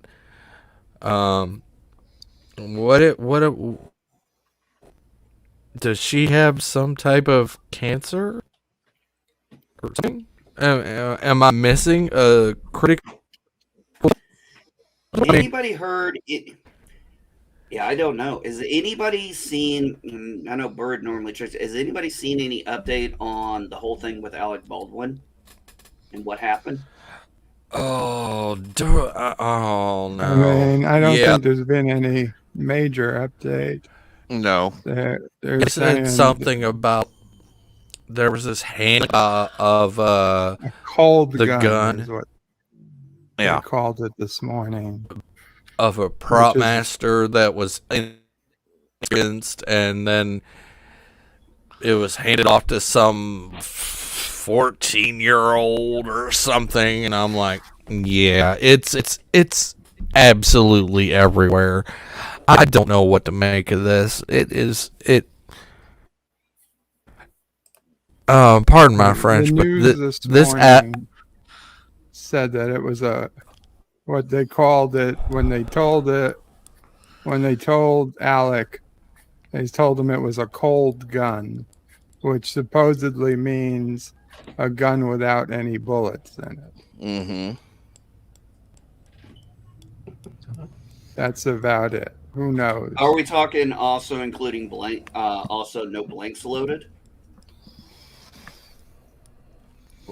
The way they said it, without anything loaded.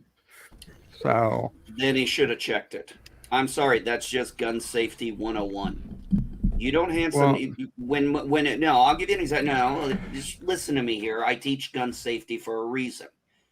It does not matter. The first rule of any handling of a gun is treat the weapon as if were loaded, even if it's not loaded.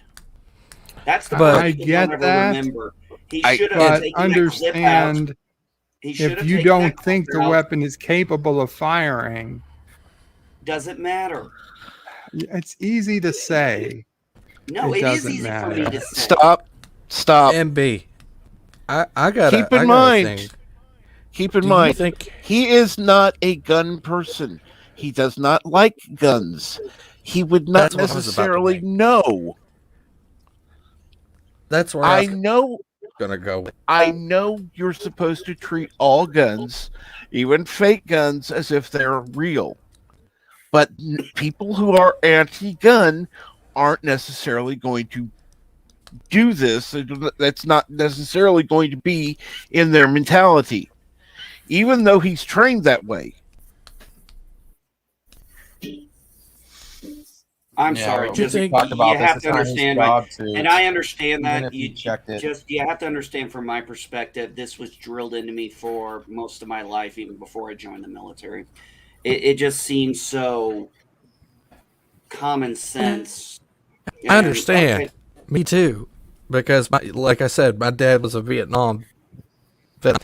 This was drilled into me when I was little too. You treat it like it was loaded. in all fairness, do you think somebody who's so anti-gun would actually know how to actually clear a freaking chamber? No. Well, if Alec Baldwin's as anti-gun as I understand, I guess not, and that's part of the problem. Yeah, I Because think you that have really to- is part of the problem there. Yeah. And good morning, Sherry. And like Bert, Nice. I'm not trying to, and you know, Bert, I'm not trying to start a fight with you, buddy. You know, I have nothing but mad respect for you. Yeah, it's a 45 revolver. It is a. You might as well call that elephant.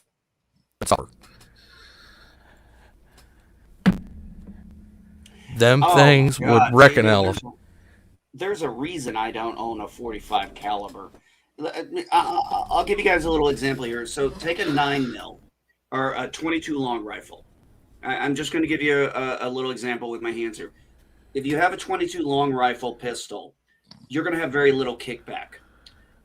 If you have a 9mm, you're going to have more of a kickback where, I mean, literally, I can pop off all the rounds out of my 22 long rifle, no problem. My 9mm, I'm going to have to stop and refocus back what I'm doing. A 45, I've shot a 45 before, and that it does kick back that hard. Them things kick like a freaking mule. They do. That's why I don't like them. I'm afraid they're going to break my goddamn wrist. No way you're gonna fire that thing one-handed. I don't care how strong you are. That thing's gonna kick back. 9mm. Yeah. Okay, who doesn't You try the to movie he's referencing? accurately, please. I never had a ton of experience with guns. I mean, we had our share. Right. But I do know that anytime I fired a new gun that I'd never fired before, I held that thing as tight as I possibly could. That was one Not of your biggest knowing. mistakes right there. Well, no, honestly, I always thought it was fairly good because I didn't know what the kickback was going to be. If I held it too loose, the thing might smack me in my face. I mean, I had friends who ended up getting cuts on their face and shit from recoil of the gun, whereas I would just hold it, at least for the first shot, tight as can be. And okay, once I have some idea what the recoil is, then I could loosen up. Captain Deckard Spock says there is news. Turns out the onset armorer is unqualified. It's an unqualified piece of. Wow. Yeah, she was only like 20-something years old, and she's only been like a head armorer for about a year. She I haven't heard probably that one. should have been handling that type of weapon. I know some even military types that have clearance for that type. And for those of you wondering who know my last name, that is actually Reed. No, she is not related to me. I was kind of worried about that. I was going to ask you. No, trust me. I know every person who is named Reed in my family that is still alive. Yes, it was a revolver. It was a 45 millimeter revolver. Mm-hmm. Now, help me out here, Hastur, because this is where I'm having a little issue. Is there a difference between 45 millimeter and 45 caliber, or are we just talking about the same thing? I think I'm even mistaken with the whole 45 millimeter. I mix them up sometimes. It's 45 caliber. That was my goof. 45 millimeter. No, That's what I don't think there is either. Now that I think about it, I'm like, wait, that was a goof up. Yeah, I caught myself. I mean, Yeah. We have 22 long rifle. We have 38. We have 45 caliber. But the only one I really remember, other than 9 millimeter and 5.56 and now I'm gonna sound like an idiot because I can't 30 remember odd what an 6. AK-47 has. It's 7 point something. 7.76. Am I right? Yeah, so 6 is what it was. It's a weird round, kind of like those like 40 rounds. I think 7.7. I think it's I shot one of 7.7. those. I think it's 7.76. Like ours are 5.56. Actually, What? I actually shot one of those German MP40s. Okay, it is true. Those things do triggering mechanisms in them that round off do tend to get jammed. You have to disassemble it every now and then and fix it. Mm-hmm. That did happen a lot on the battlefield, I heard, and it tended to disable them in a way. But yeah, that does happen. I had it happen to me while I was just on the ring. The friend of mine. Boy, that thing was fun to shoot. It didn't have much recoil. I was surprised. I was surprised. I was amazed how little recoil we had in our M16s for the caliber round of the 5.56. Our weapons were really not that. The kickback wasn't that much. I've only ever fired a shotgun one time, and I will never buy a shotgun because I can't stand the kickback that comes from it. Random menace point. Highlight that last one.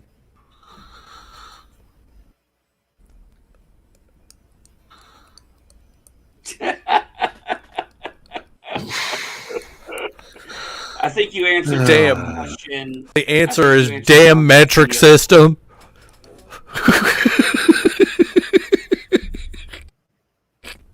That's the only thing I could think of. I don't know why we call it a 9 millimeter. I really don't. It's just what it's called. 22 long rifle, 38 caliber, 44 caliber, 45 caliber, 5.56, 7.76. It's just what they're called. I don't know why. It's easier to say than the inch size. Yeah, well, true. I think something that a lot of people don't. I think there's something a lot of people don't realize. See, I have several M4s I bought as starter weapons for my children to train at the range, and they're not 5.56. They're 22 long rifle.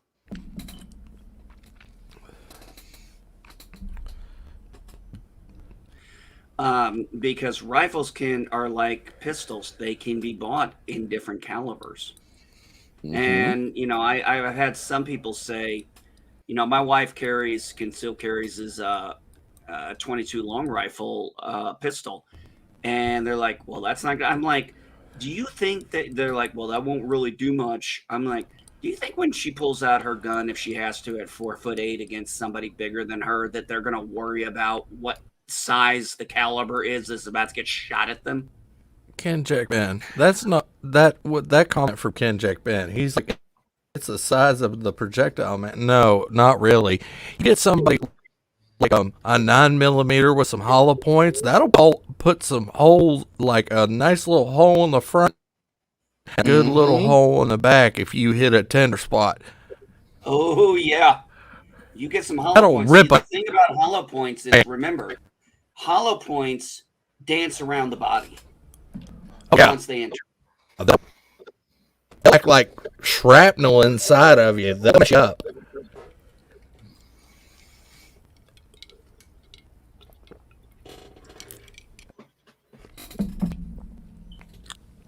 That's why my friends they go around 9mm hollow points.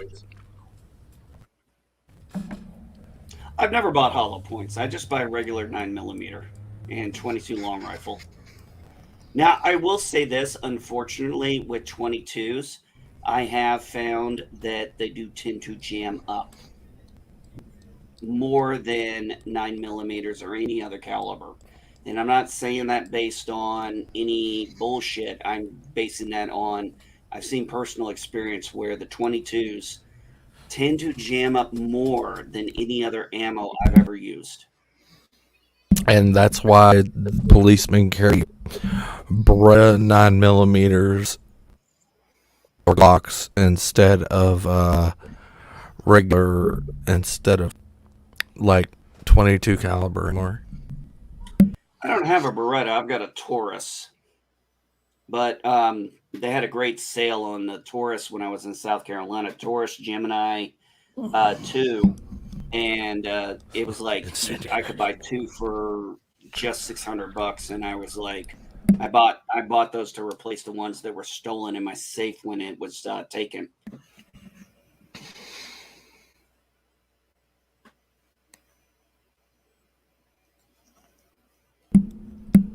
And that was something, my gun safety training did tell me too, was when I had to call the cops and tell them, they said, "Do you know what was in the safe?" I say, and I handed them the information, and they were like, I was like, there was 2 guns in there. They were my Smith & Wesson 9mm, mine and the one I bought for my wife that was that had purple on it because that's her favorite color for her birthday. Ooh. And they were like, "Do you know what type of guns?" I said, "I know exactly what type of guns, and here's the serial numbers for all of them."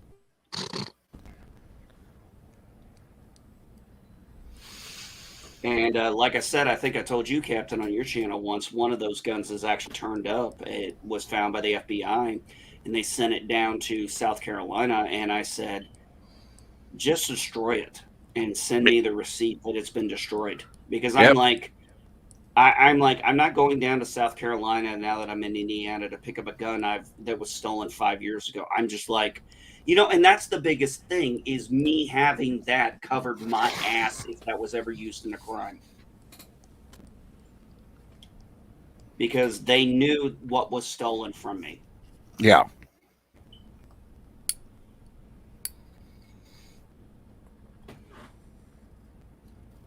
But there was an importance in the Marine Corps too to know your serial number of your rifle.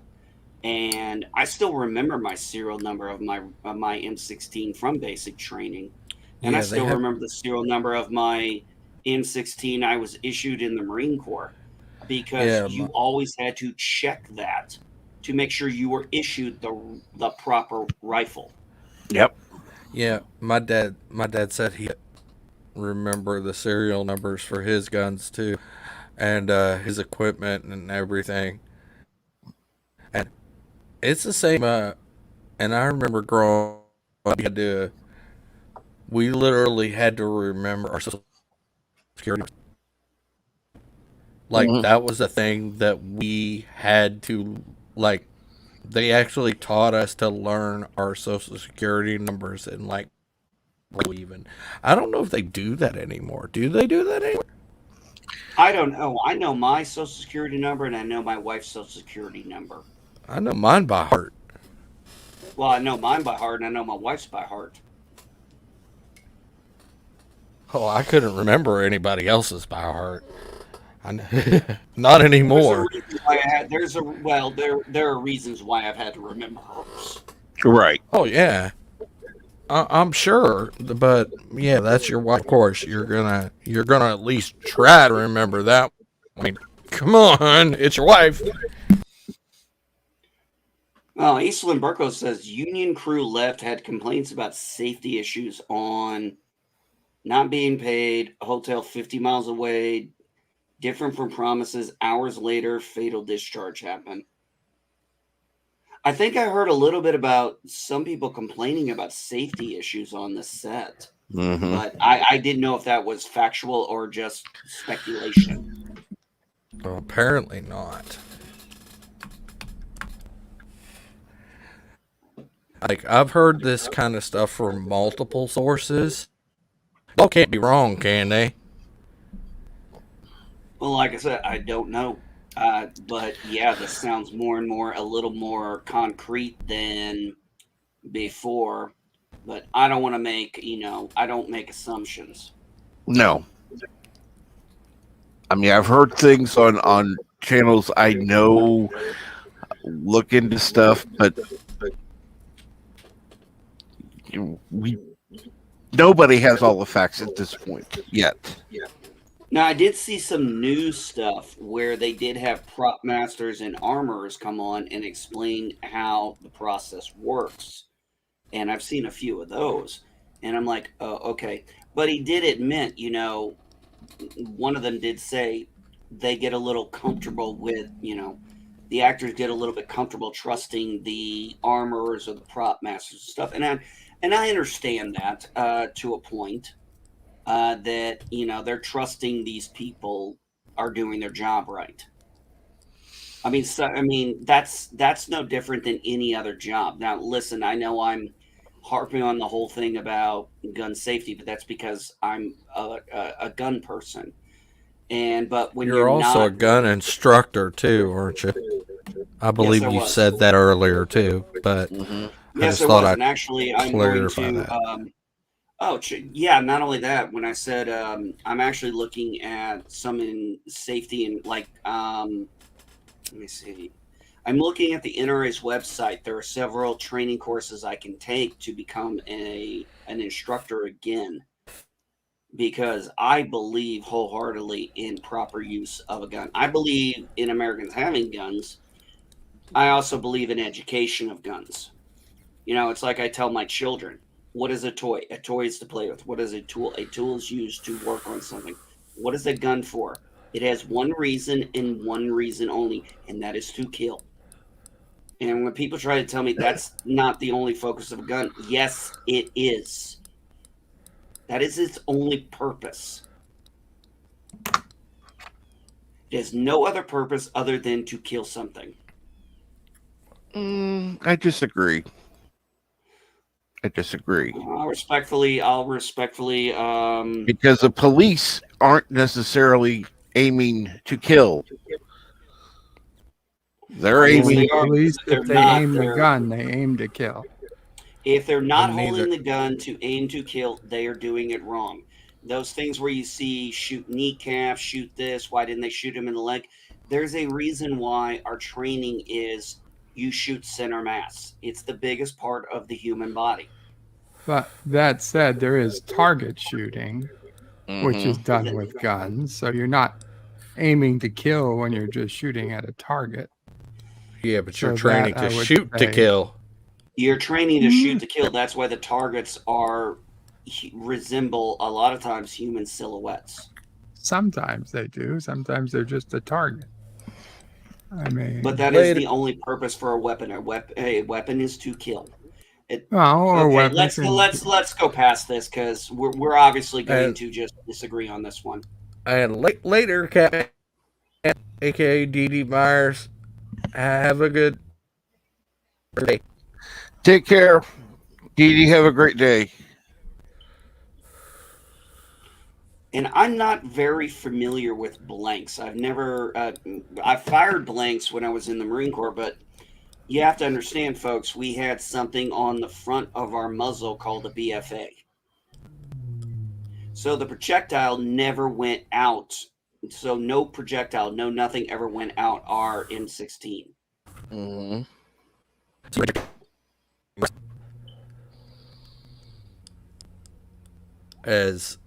So you weren't ejected, as they say in when you shoot off a round, the casing usually comes out. That's all that ejecting brass. You weren't doing that. No, we were ejecting the brass. It would pop out, but we'd have a BFA on the front, which is a big red thing on the front that would make sure nothing came out the end of our barrel. It was another safety issue. So it's kind of like a big red. Yeah, basically. Strangely enough, I can't remember what BFA stood for.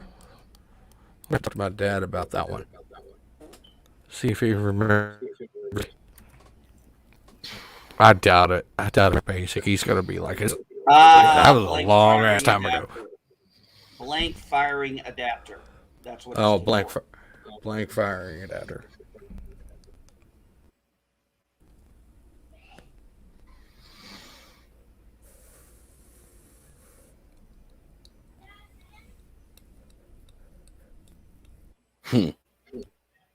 Like Isla and Burkholder's comment there. Told to shake the revolver. Definitely not proper procedure. I think. Shake a little? What is that supposed to mean? What the hell's that supposed to do? I don't fucking know. That makes no sense. Usually, No. Usually, when you check a revolver, you spin the chamber because sometimes you can actually see if there's a bullet, and you usually eject it out to see if it's actually loaded. Because you could eject it out. Here's the thing. Here's a key point. Say you're given a weapon. Say you're given a pistol, and you eject a cartridge. And then you say, okay, this is cleared. That's wrong because you didn't check the chamber. The gun is never cleared until you have that out and the chamber has been cleared. And no matter how many times I pick up a pistol or rifle, or my kids do, I say, you check and you treat it as if it's loaded. You make sure that all rounds are gone.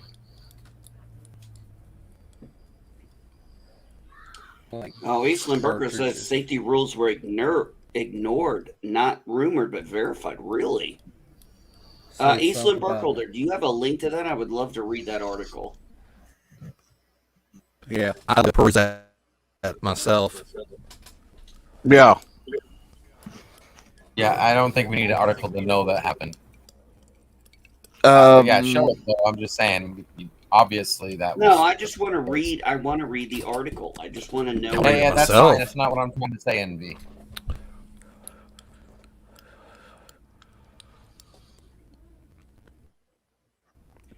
LA Times. Okay. Well, that's not good if safety concerns were ignored. Whew. Wonder what that was all about. Obviously, this is going to need a deep investigation because something seems to have gone wrong. And if they were willy-nilly about safety concerns, then who's okay? Based on the little bit we know, who is responsible for this? No. That's what's in question. Yeah, that's been my biggest thing. Is like, who do we? Now go ahead, Hastur. Sorry.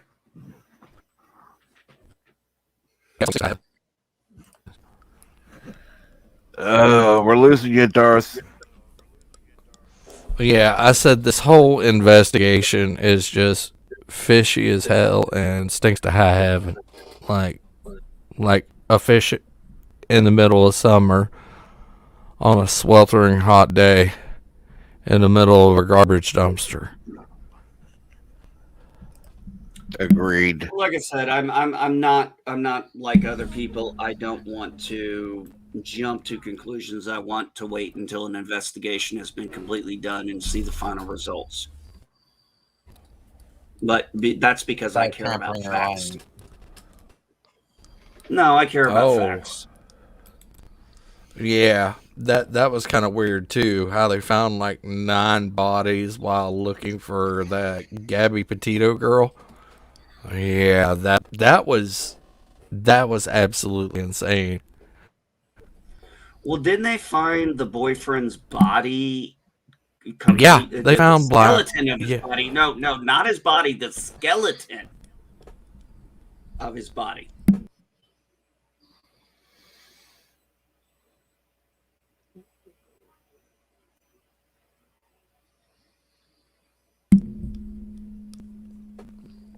Yeah.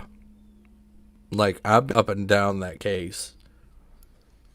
I haven't really been following it very much, Darth Hastur. What do you know about it? Well, like, for a while, we thought Brian was a real hike trail serial killer for a little while, and we're not even like, we can't even verify that those other bodies were even his kills. Now, if I'm not mistaken, they had to identify him through dental. Yeah. Like, he's been there at that site for a while. And that's funny because they can search the area where they found him. Keep in mind. Because the rest of what I'm going to say is really important. They got done searching, and then his parents join in and say, we need to go research this area again one more time. And then all of a sudden they find the body. Eastland Burkholder, as far as I know, they confirmed the body's identification through dental records. That's my understanding of it. That was the last thing I heard. Dental records are pretty verifiable. Yeah, they verified that, yes, it is Brian Laundrie.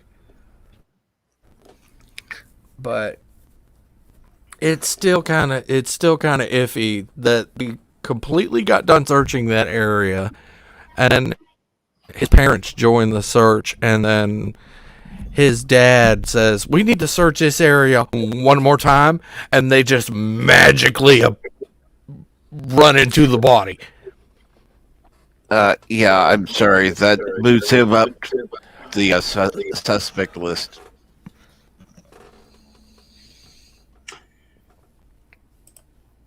That's like abracabody.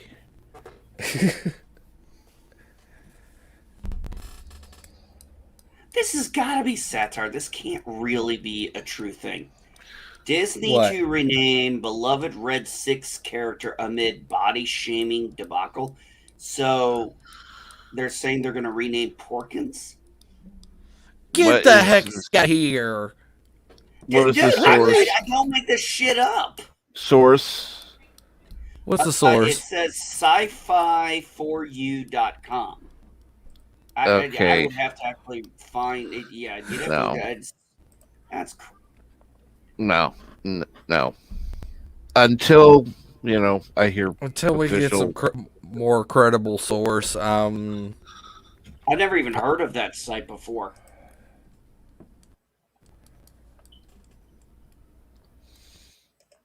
Well, that's okay. I got physical copies. He's always going to be Porkins. Yitzy says it's an unreliable source.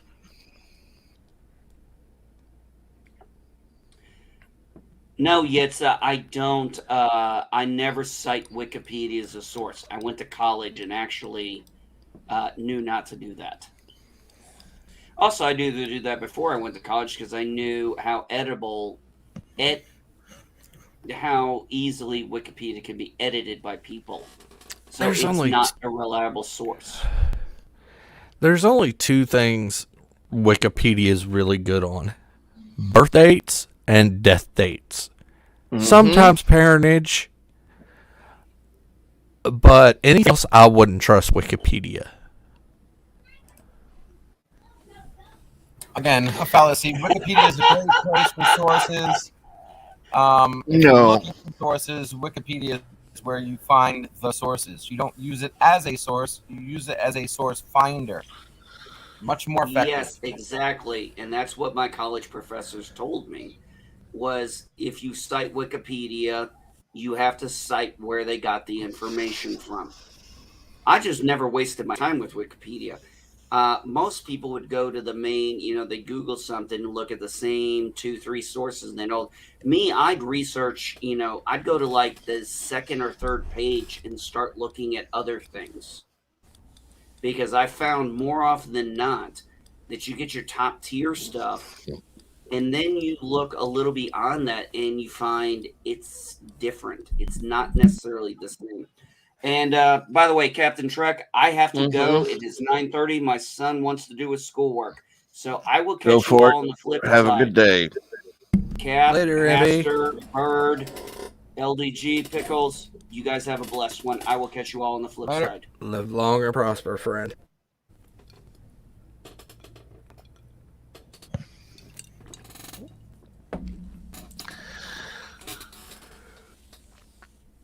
So, Hastur, as the featured channel, let me ask you this: do you have anything planned coming up?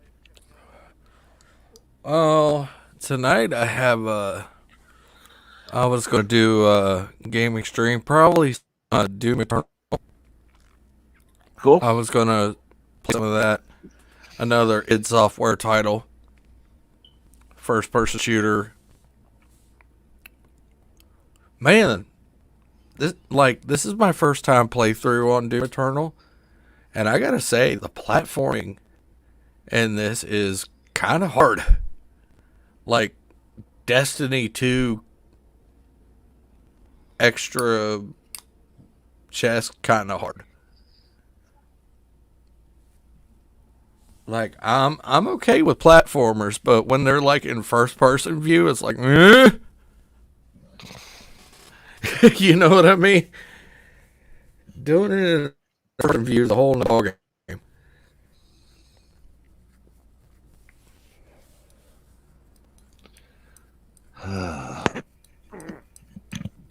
What, did it not come through?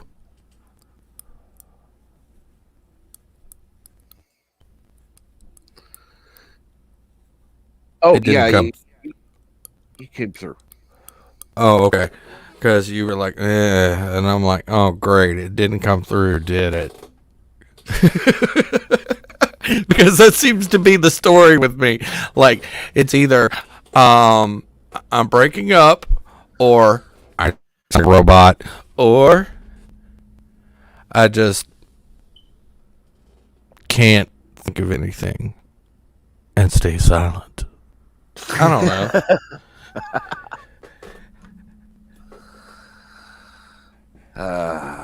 So,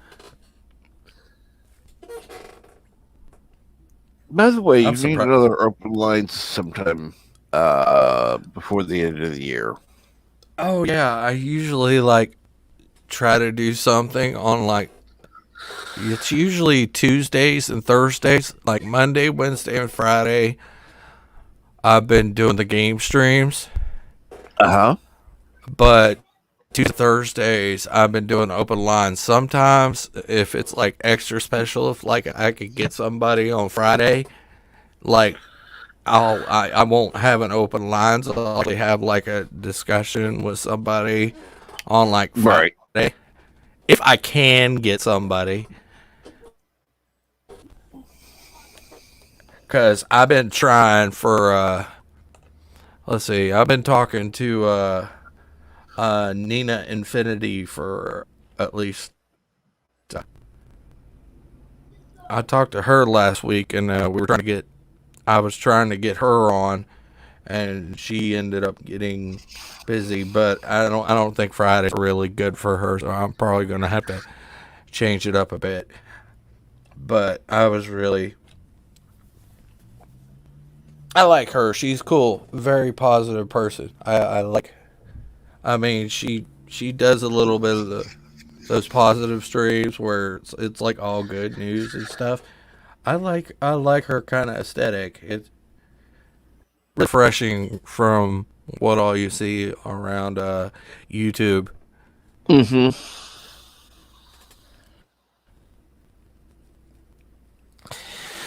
They're definitely, that's one of the things I like. I like watching some different streams.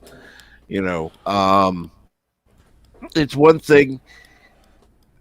I wouldn't want to watch the same stream just over and over. And basically, some of them, it's like you got the same content, but you got a different person saying it, and that's about it.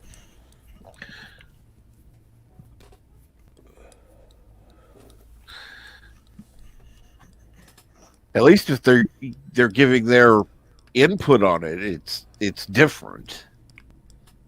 Yeah, everybody's got a different opinion. Everybody's got their different spin on things, and I guess that's what keeps it fresh. I don't know.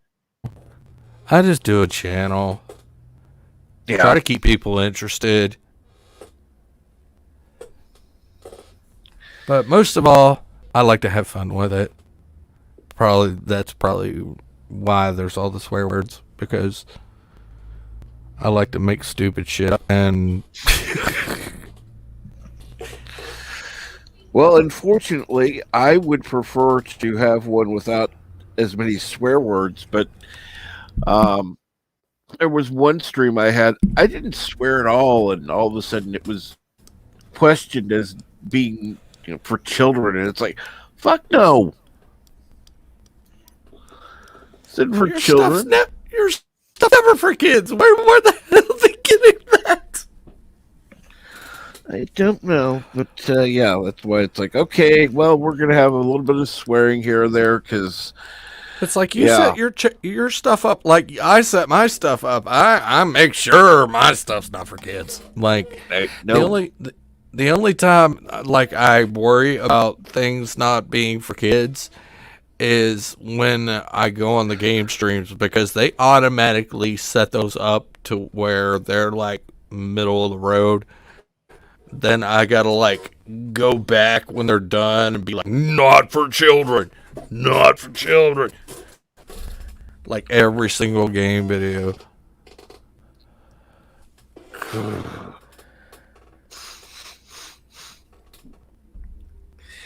Yeah, I like how it's automatically assumed, oh, game, it's for kids. No. Most of my games are like that I play are rated M for mature, which are like 17 up. It's basically like watching a rated R movie. Yeah. It's that area. And I really go for those games like that are like really, really heavy on the gore, because, well, yeah, me, gore whore. I'm not kidding. That's what I like. I totally love movies with a lot of blood and guts and gore, and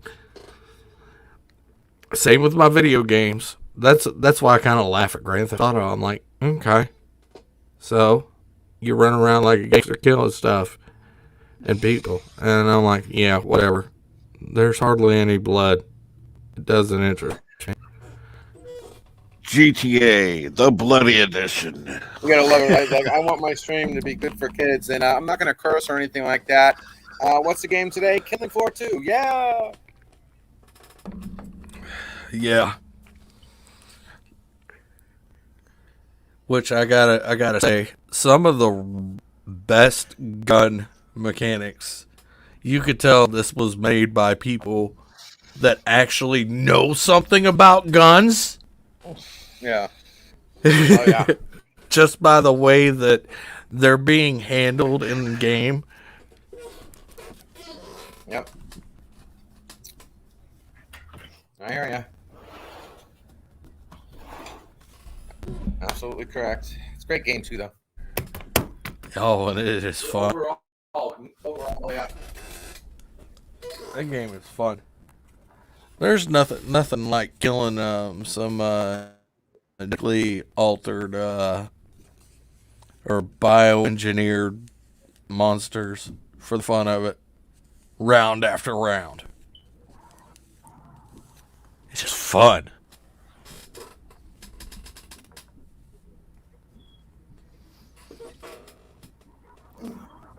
Plus, you get that versus survival mode. You'd be the Zeds or the monsters or whatever you want to call them.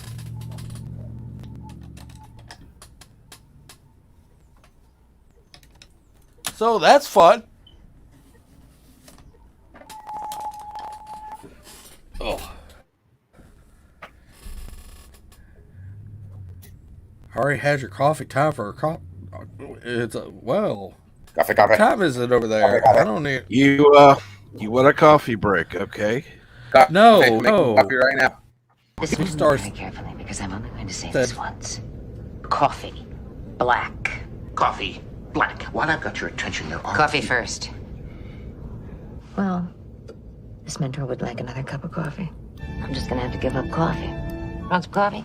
Nope. If I'm not mistaken, that's your third cup this morning. Fourth, and on a day like today, it won't be my last. Coffee. It's my fifth. The finest organic suspension ever devised. Commander, set a new course. There's coffee in that nebula. Coffee. I barely have enough time to frickin' pour the coffee and put it in the microwave. I still got 4 minutes before I can actually have my coffee break. Yeah, I was talking about 4 start minutes. timing. I'm sorry. I've never heated my coffee more than a minute and a half. Well, you might have a new microwave. Microwaves get less effective the longer you have them. True. Now I know why he can handle all that hot stuff. If he can taste buds left, burn them all off with the coffee. Yeah, pretty much. Well, actually, I burned them off with a hot nacho. But hot nacho cheese kind of did that out. Oh, that'll do it too. Yeah, that's a little. Woo. Yeah. Seriously, burn the top of your lip and everything.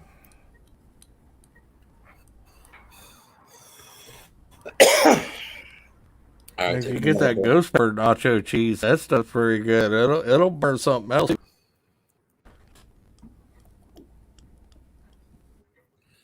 Burns going in, burns going out. Well, you know, remember when I did that hot sauce challenge?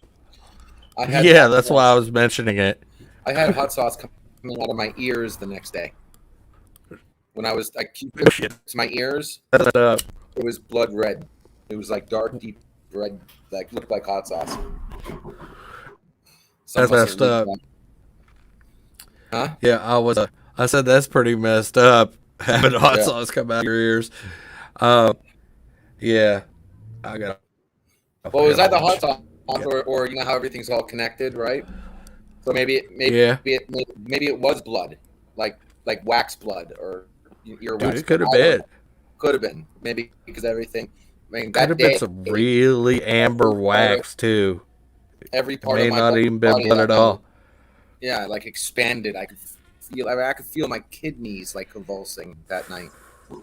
Oh, that's some hot stuff right there. If you could feel your kidneys jolting, yeah, I think that's a good time. That's why I didn't do hot the stuff. Hey, that's why I waited to do the gummy, not that same night, because like that night when I hit 100 or whatever it was. yeah, that would have wrecked. Yeah, that would have wrecked you. Yeah.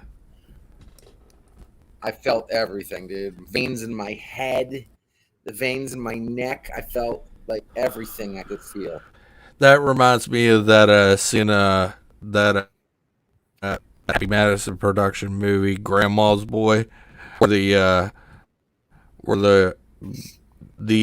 grandmas get grandma and her friends get a hold of the dude's weed, and they're like, I can hear my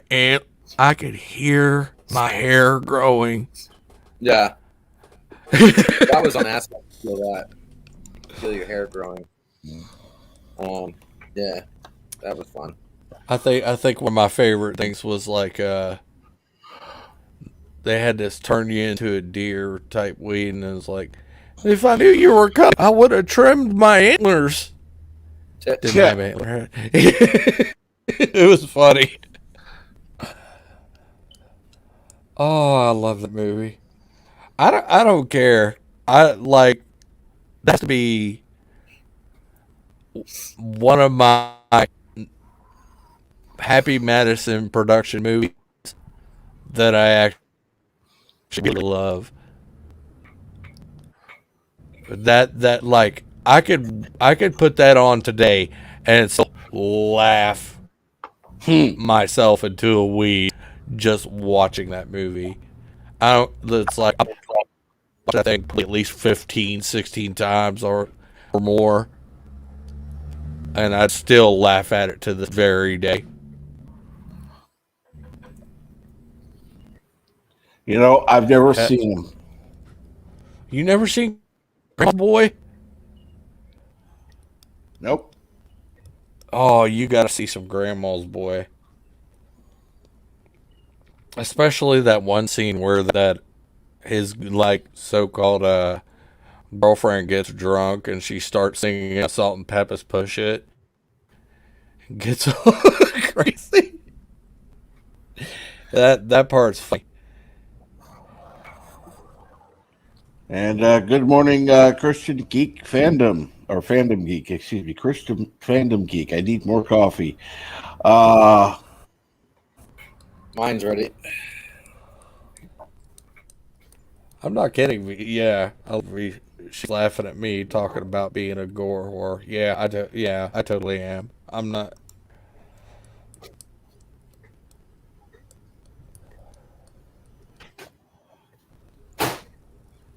I'm a sucker good morning. for blood and gore. And hello, Dandelion Fluff. I knew what Good Captain morning, Tracker was going to Dandelion. say. How are you today?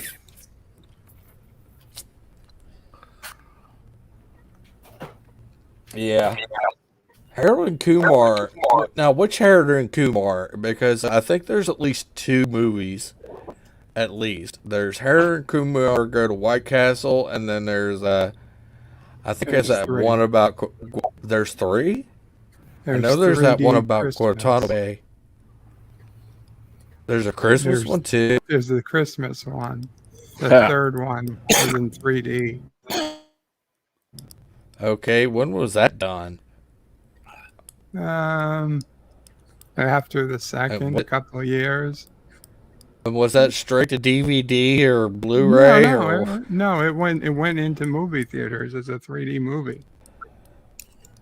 It was when early 3D movies, well, not early, but the more recent 3D fad took hold, and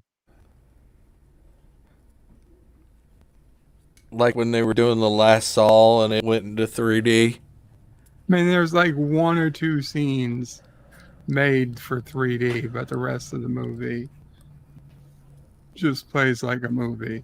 Right.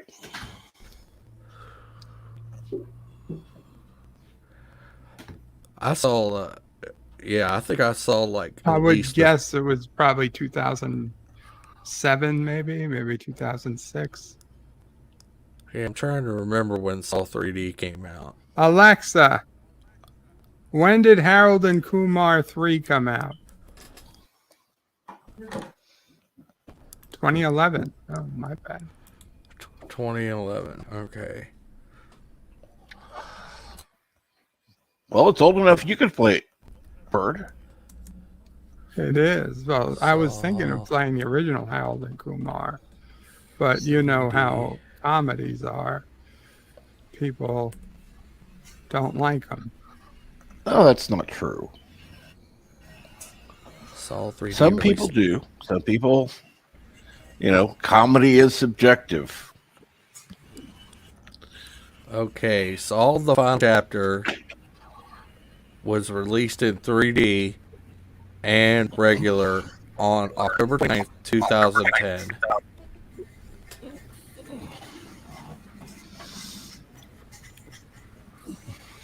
2010. Like it was still around that same time, 2010, 2011, when that 3D craze was still going strong.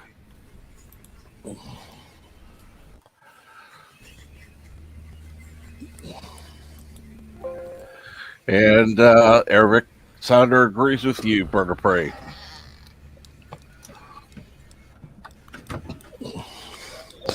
which means there would be several people there. You know, Then next Cinema Saturday is the original Harold and Kumar. and no more delays. That's what I'm saying. Next Cinema Saturday. But Bird's always late. Oh, next Well- Cinema Saturday, not next Saturday on Cinema Saturday, right? Technically, you are correct. Whenever the next So 2 Cinema Saturdays Saturday from now is. is the next Cinema Saturday.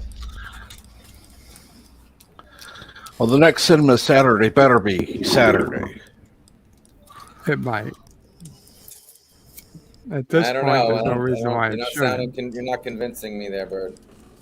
At this point, it should be. I mean, I just can't make promises that far out. And have a good day at work, Dandelion Fluff. Absolutely. Have a great day, Dandelion Fluff. Take care. Later, Dandelion. Hit me up later backstage. We got to discuss costumes. Yay. Next Nerdgasm, we're going to be all dressed up. That's okay. Maybe I'll wear Butterfly's naughty pirate outfit. Well, That works. You come in? Yeah, you can make it, man. wow. And I'll be like, it put the lotion on its skin, or it gets the hose again. And then with the lotion, it puts the lotion in the basket. What I'm most likely gonna do is I'm most likely gonna hit the shack early on Saturday. We might end up starting Nerdgasm an hour earlier at 11 Eastern. That way, Dandelion and a few others can hang out longer. Yeah. That and I can't keep doing Nerdgasm until 5 a.m., 6 a.m. Oh my god. I don't know. No, that would be I insane. can't. Yeah. I creep myself out doing that voice.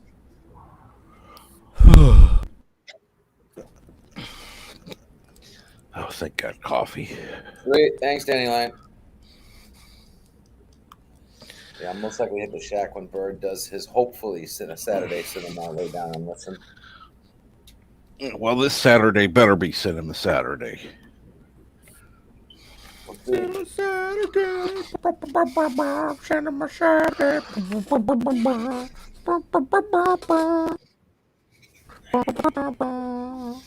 Personally, I feel like it might not happen, but I mean, it's okay. You've had a lot of Cinema Saturdays. You deserve a breather. Absolutely. Not like you got to. The only reason it wouldn't happen is if I'm not feeling well, coupled with the fact that like Sissel Prey comes over, and although she does like Howard and Kumar, so she'd probably be interested in watching it too. Yeah, I think you Cool. just do it so you don't have to stream. And with Sissel Prey there, thinking that she's going to get a text from Deej.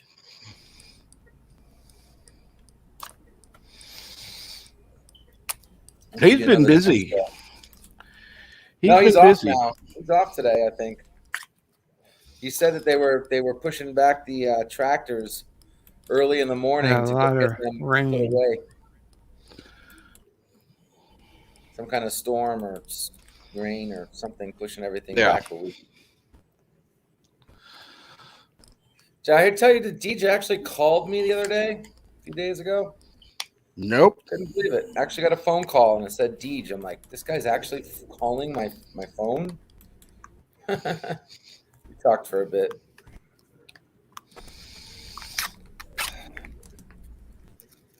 We all got to meet up somehow, man. I'm telling you. We got to find some rich viewer that would sponsor some kind of mass meetup.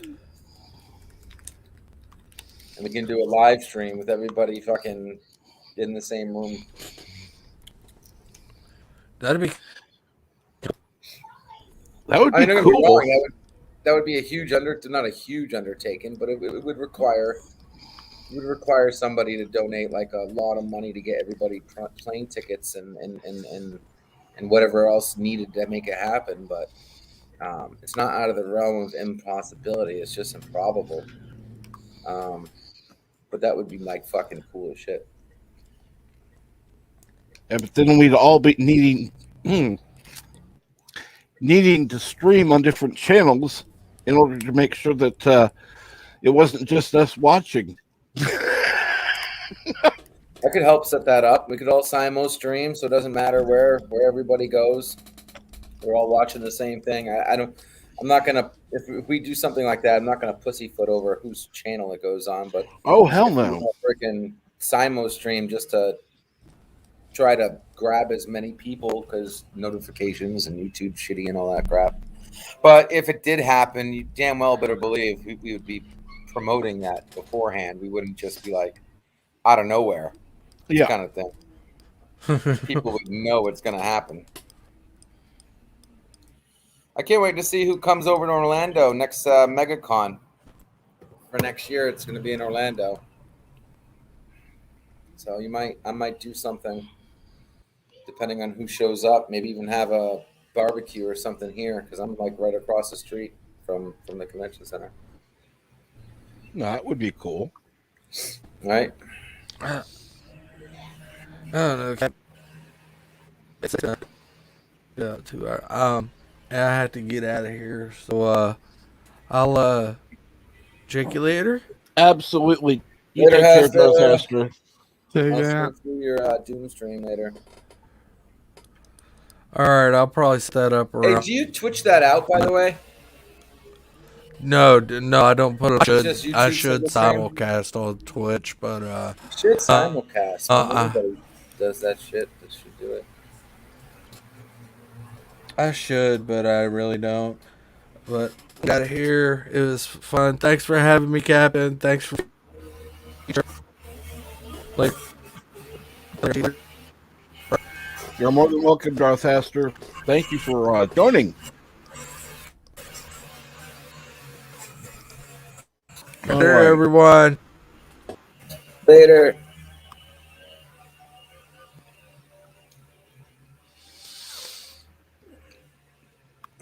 Excuse me. Oh, heartburn. Oh, yeah. Okay, more coffee. Thank God. Ah, it burns. So, what's going on, Bird? Today is National Chucky the Killer Doll Day. Well, isn't that nice?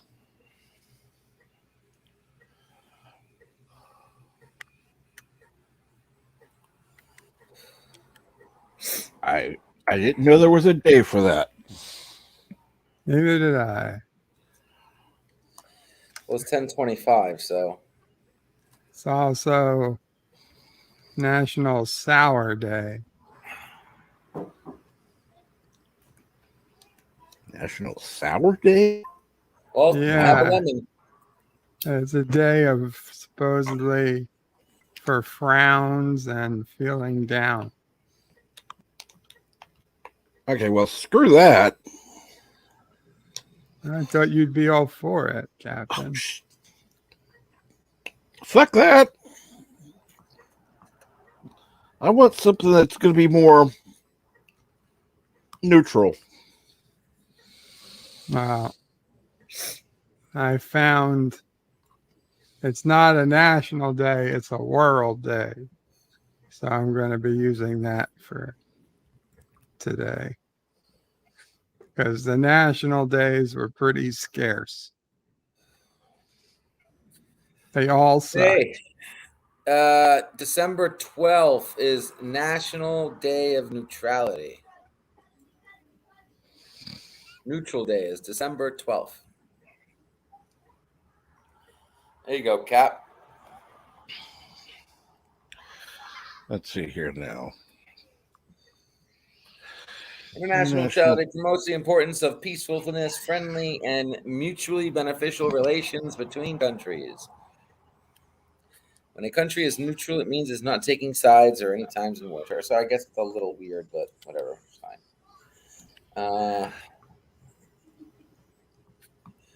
Yeah, is what it is. October. What is today? October 25th. Okay. I don't see anything for today. God damn it.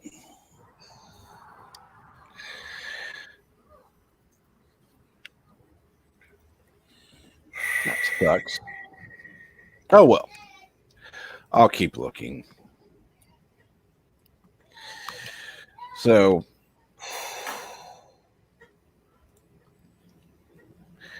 I'll just not look anymore.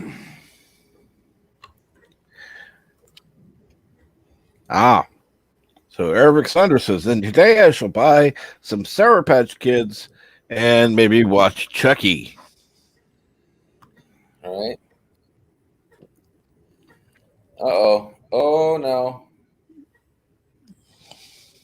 Oh, that's it. Dark Gift is doing something new. Holy shit, does he look weird. Wherever you are in the world, we are happy. Dark Gift is doing a news without the drama. And he's got a news background, like he's doing a news podcast, and he is shaven. He looks completely different. That started 2 minutes ago. Let me check that out real quick. Yeah, take a look at him. It's funny.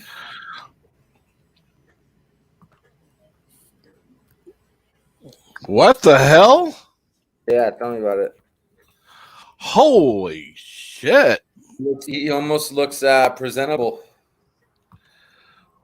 Oh, he does look presentable. That's just He looks so completely different. He even got a haircut. It looks like he got like a hairstyle going on. yeah.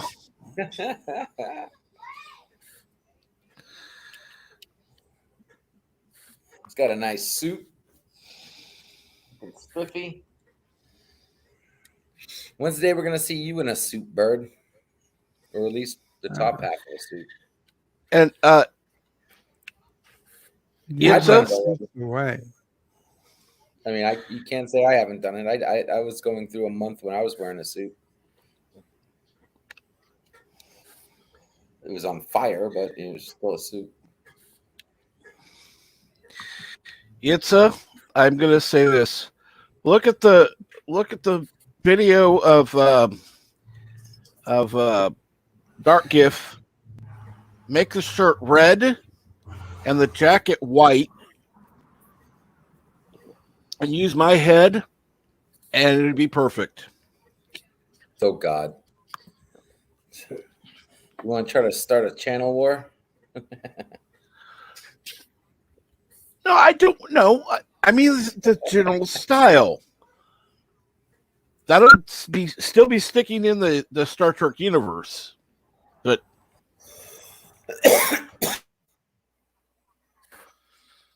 and I definitely wouldn't start a war with Dark Gift. I like Dark Gift. I thought you were saying like do a deep fake on Dark Gift or something. Oh no, never. I thought you were something else. Because Deckard Squawk, Deckard, why don't you come on down? God knows you want to come on a stream. I know you're itching. You got the link pinned to the chat, right? Oh yeah, it's pinned there. Oh, definitely not into channel wars, particularly with channels I like. I don't mind a friendly channel war.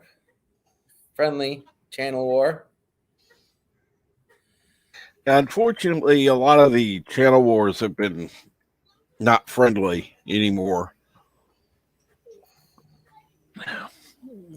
Any channel out there wants to knock boots with me, you're more than welcome to. You just can't take shit personally and have balls of steel. Or boobs of rubber.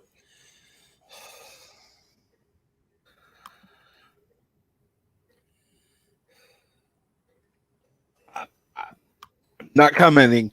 And yes, Frog G, Dark Gift is a good guy.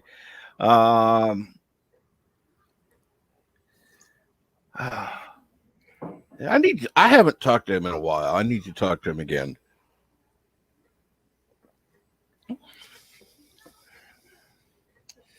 Maybe me and Deckard can get into something. I only do friendly ribbing. Just ask Burnett, right?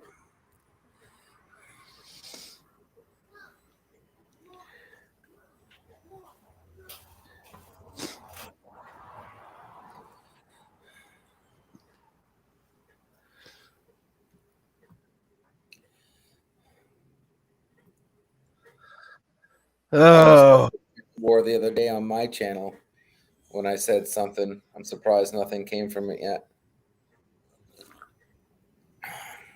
although I will meant say that you're going to need to find a new name for Yvette because she's not a nurse; she's a doctor, well, professor, whatever you want to call Dr. it. Ratchet. I don't care. It's fine. Dr. Nurse Ratchet.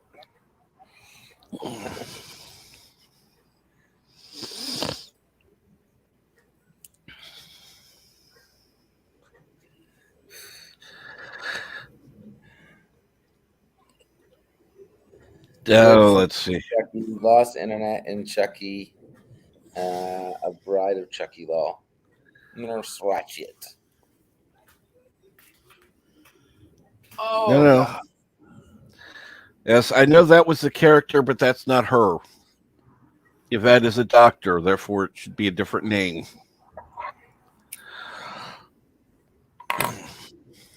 Well, aren't doctors their own nurses?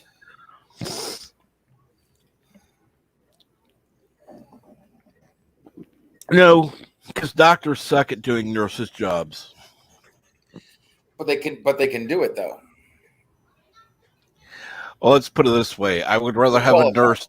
I would rather have a nurse taking my blood pressure than a doctor. I'd rather Because have a they're. doctor. Oh no! Anyone No, can be a nurse. no. That's not true. That's not true. Now, anyone you're not understanding what I mean. Sorry, let me clarify what I meant. Okay, anyone can go and get a freaking certification to be a nurse. They might not technically be a nurse, but they're on paper qualified to be one, and anyone can get it. It's real easy today. They got those damn courses and do-it-yourself courses all around the place. No, I'm talking a real nurse, not that shit. Well, that's what I'm saying. That's why I'm clarifying what I'm saying there, boss, because I go to doctor's offices and there are nurses that shouldn't be nurses.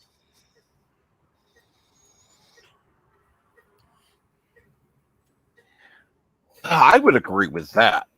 But you don't really find doctors that shouldn't be doctors. I mean, you have to go through so much education. Now, yeah, there is an exception to the rule, but for the most part, trying to be a doctor, you have to go through so much shit. The nurse, you can be anybody. Just pass a simple class and bam. This is how you take blood pressure. This is how you weigh somebody. This is how you shoot a needle. You may think you're the giver of nicknames on YouTube. That may be your case, but Pickles will always be Pickles. I don't know. Pebbles seems to be freaking spreading. I don't know. Pickles is still better. I like Pickles, though I do like my actual name. Pickles is only used in certain references. True. The one thing I hate about being called Pickles is when I go into a chat room and people say "Yo Pickles" and like everybody else in the chat room that doesn't know me has no fucking clue that they're talking to me.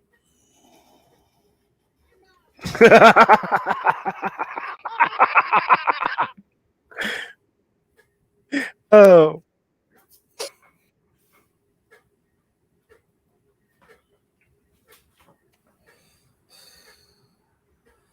You have it the wrong way, Frog G. Oh, yeah, is it Pickles greater than Pebbles? He's saying Pickles is better than Pebbles. He's got it right. And his route. Wait to see what I come up with for Captain Track. Yeah, I'd like to see that. Yeah, try it. we kind of have a nickname for Cap, though he doesn't know about it yet. I don't know if it's going to get his debut one day. We'll see.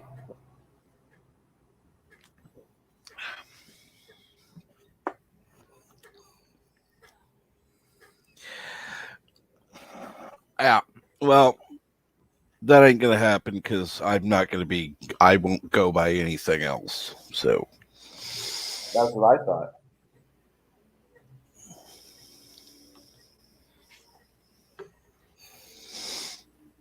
Do you want pixels on a burger? Depends.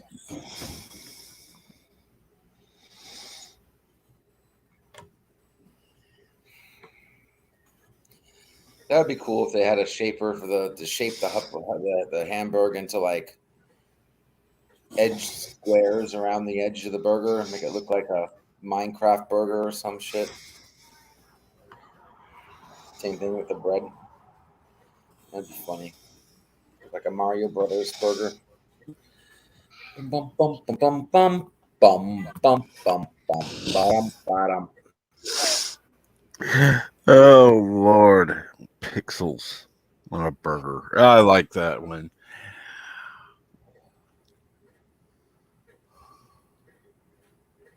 Actually, you could have a pixelated pickle. Right? Chop your tomatoes up in cubes.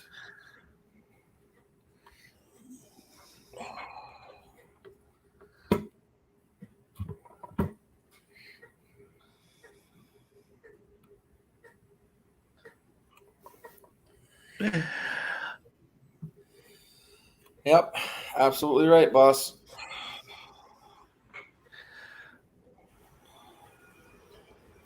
God, I go through cigarettes faster than I go through the damn coffee. And I can categorically say no.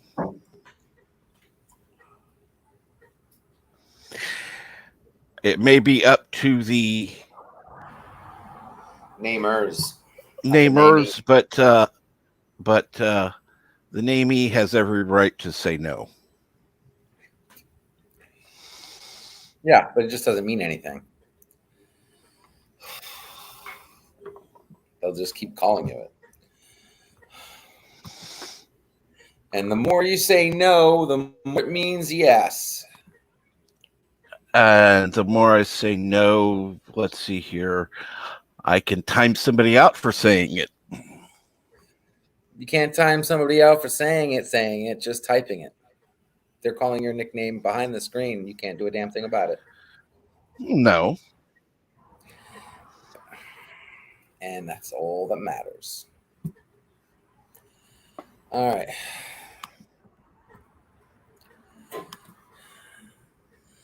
Let's test a hypothesis, shall we? All right.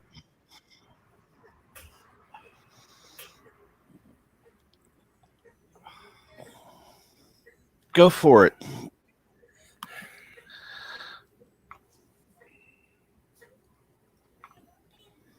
Have fun timing people out when they do it on their own streams too, there, Cap.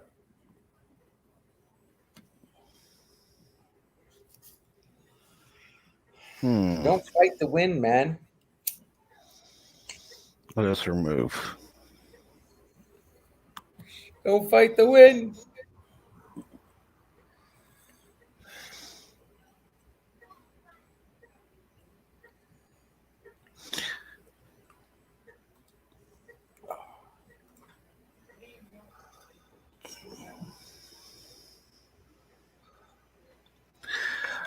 Huh. I would hate to be that person.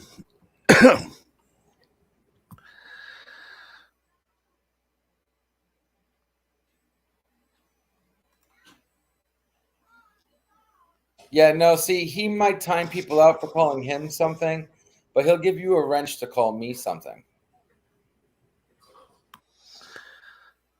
Ooh. Yeah, come up with something better than pickles. That's an idea. I like that.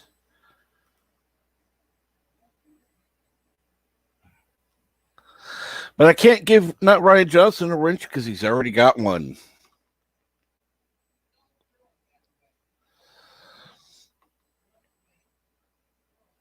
I wonder what I could.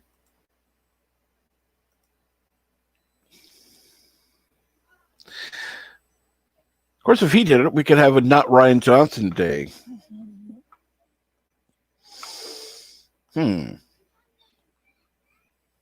Why not? Hey, not Ryan Johnson. Why don't you come hang out backstage today sometime when you get a moment?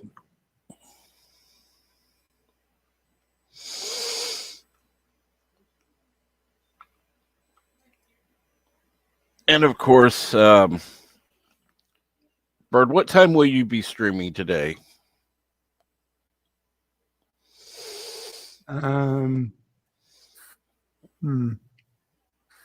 Well, I've got physical therapy, so probably either 3:30 or 4 p.m. Eastern. All right. I might move it up a little if I can, but otherwise, you closing? 4 p.m. Not closing down just yet. Not closing down just yet. I'm switching over. Now would be a good time to close down. No.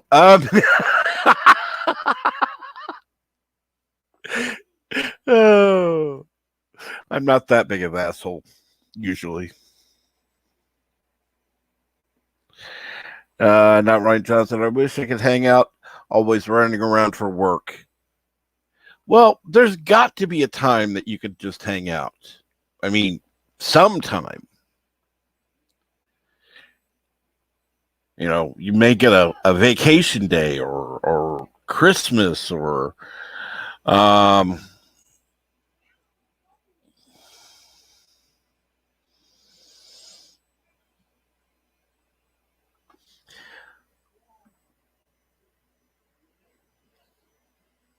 Dave says, lies, missed appointments for his grandmother's 5th funeral. Yeah.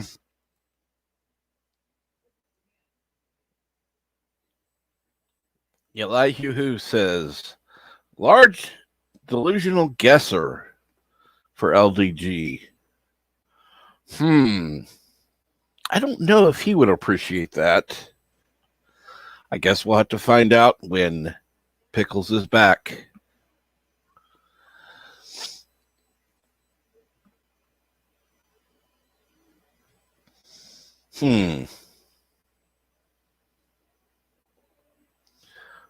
Although it may be interesting.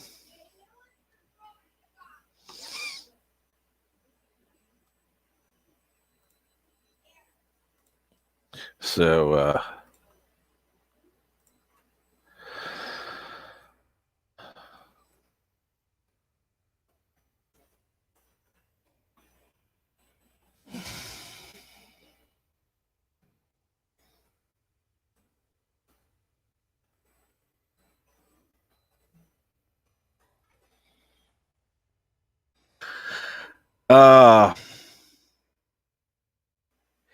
well, let me put it to you this way. Check on the site in about an hour after the stream ends. Because I'm gonna have to go in there and try to edit things out. And we've got all right. A second, Pickles. Nope. And Elihu What's your says, saying? Yeah. Okay. Large delusional guesser for LDG.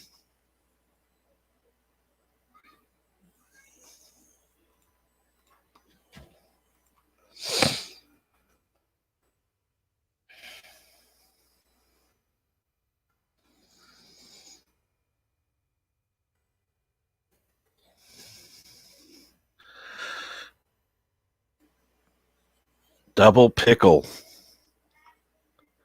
That could have a double meaning.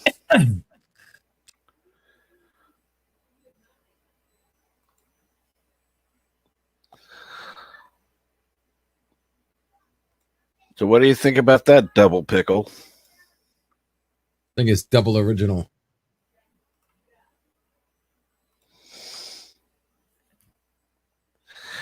Uh, Well, I did just recently get the jab, so you never know. That could be more accurate than you think.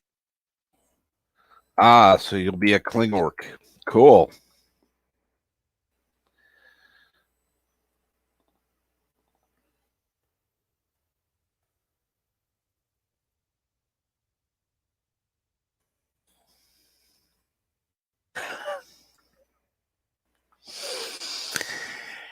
So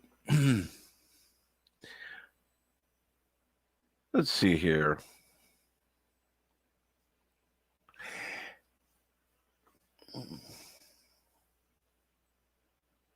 What is everybody up to today? I know I'm not usually on Monday, and I usually have a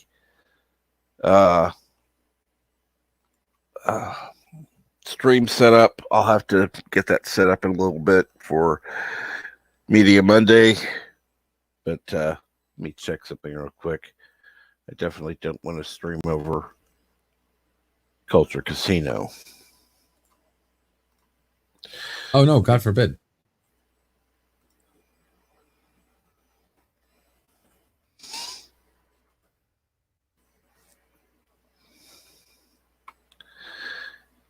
Well, I can't do that. I mean, come on. I'm supposed to be on his show next Sunday. Let's see here. God only knows why, but I'm supposed to be on there. And he's going live in about, when is it? Hour, 20 minutes.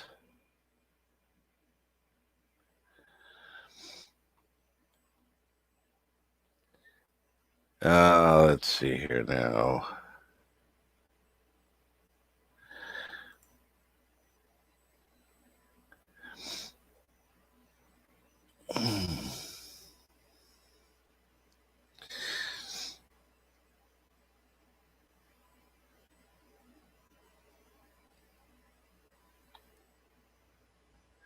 Well,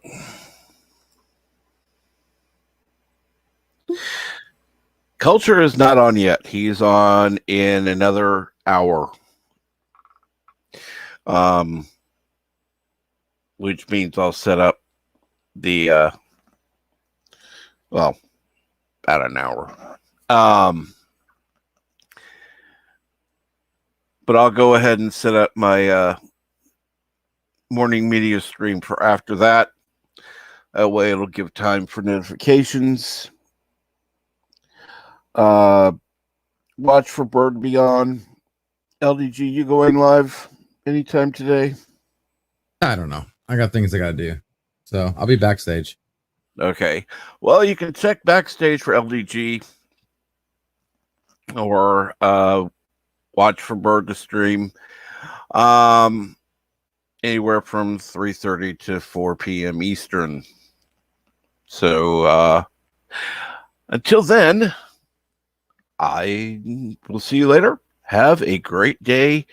And remember to check out Darth Hastur's channel, who is the featured channel today. It's in the description below. Please remember, like, share, subscribe, all that normal stuff. Talk to you later.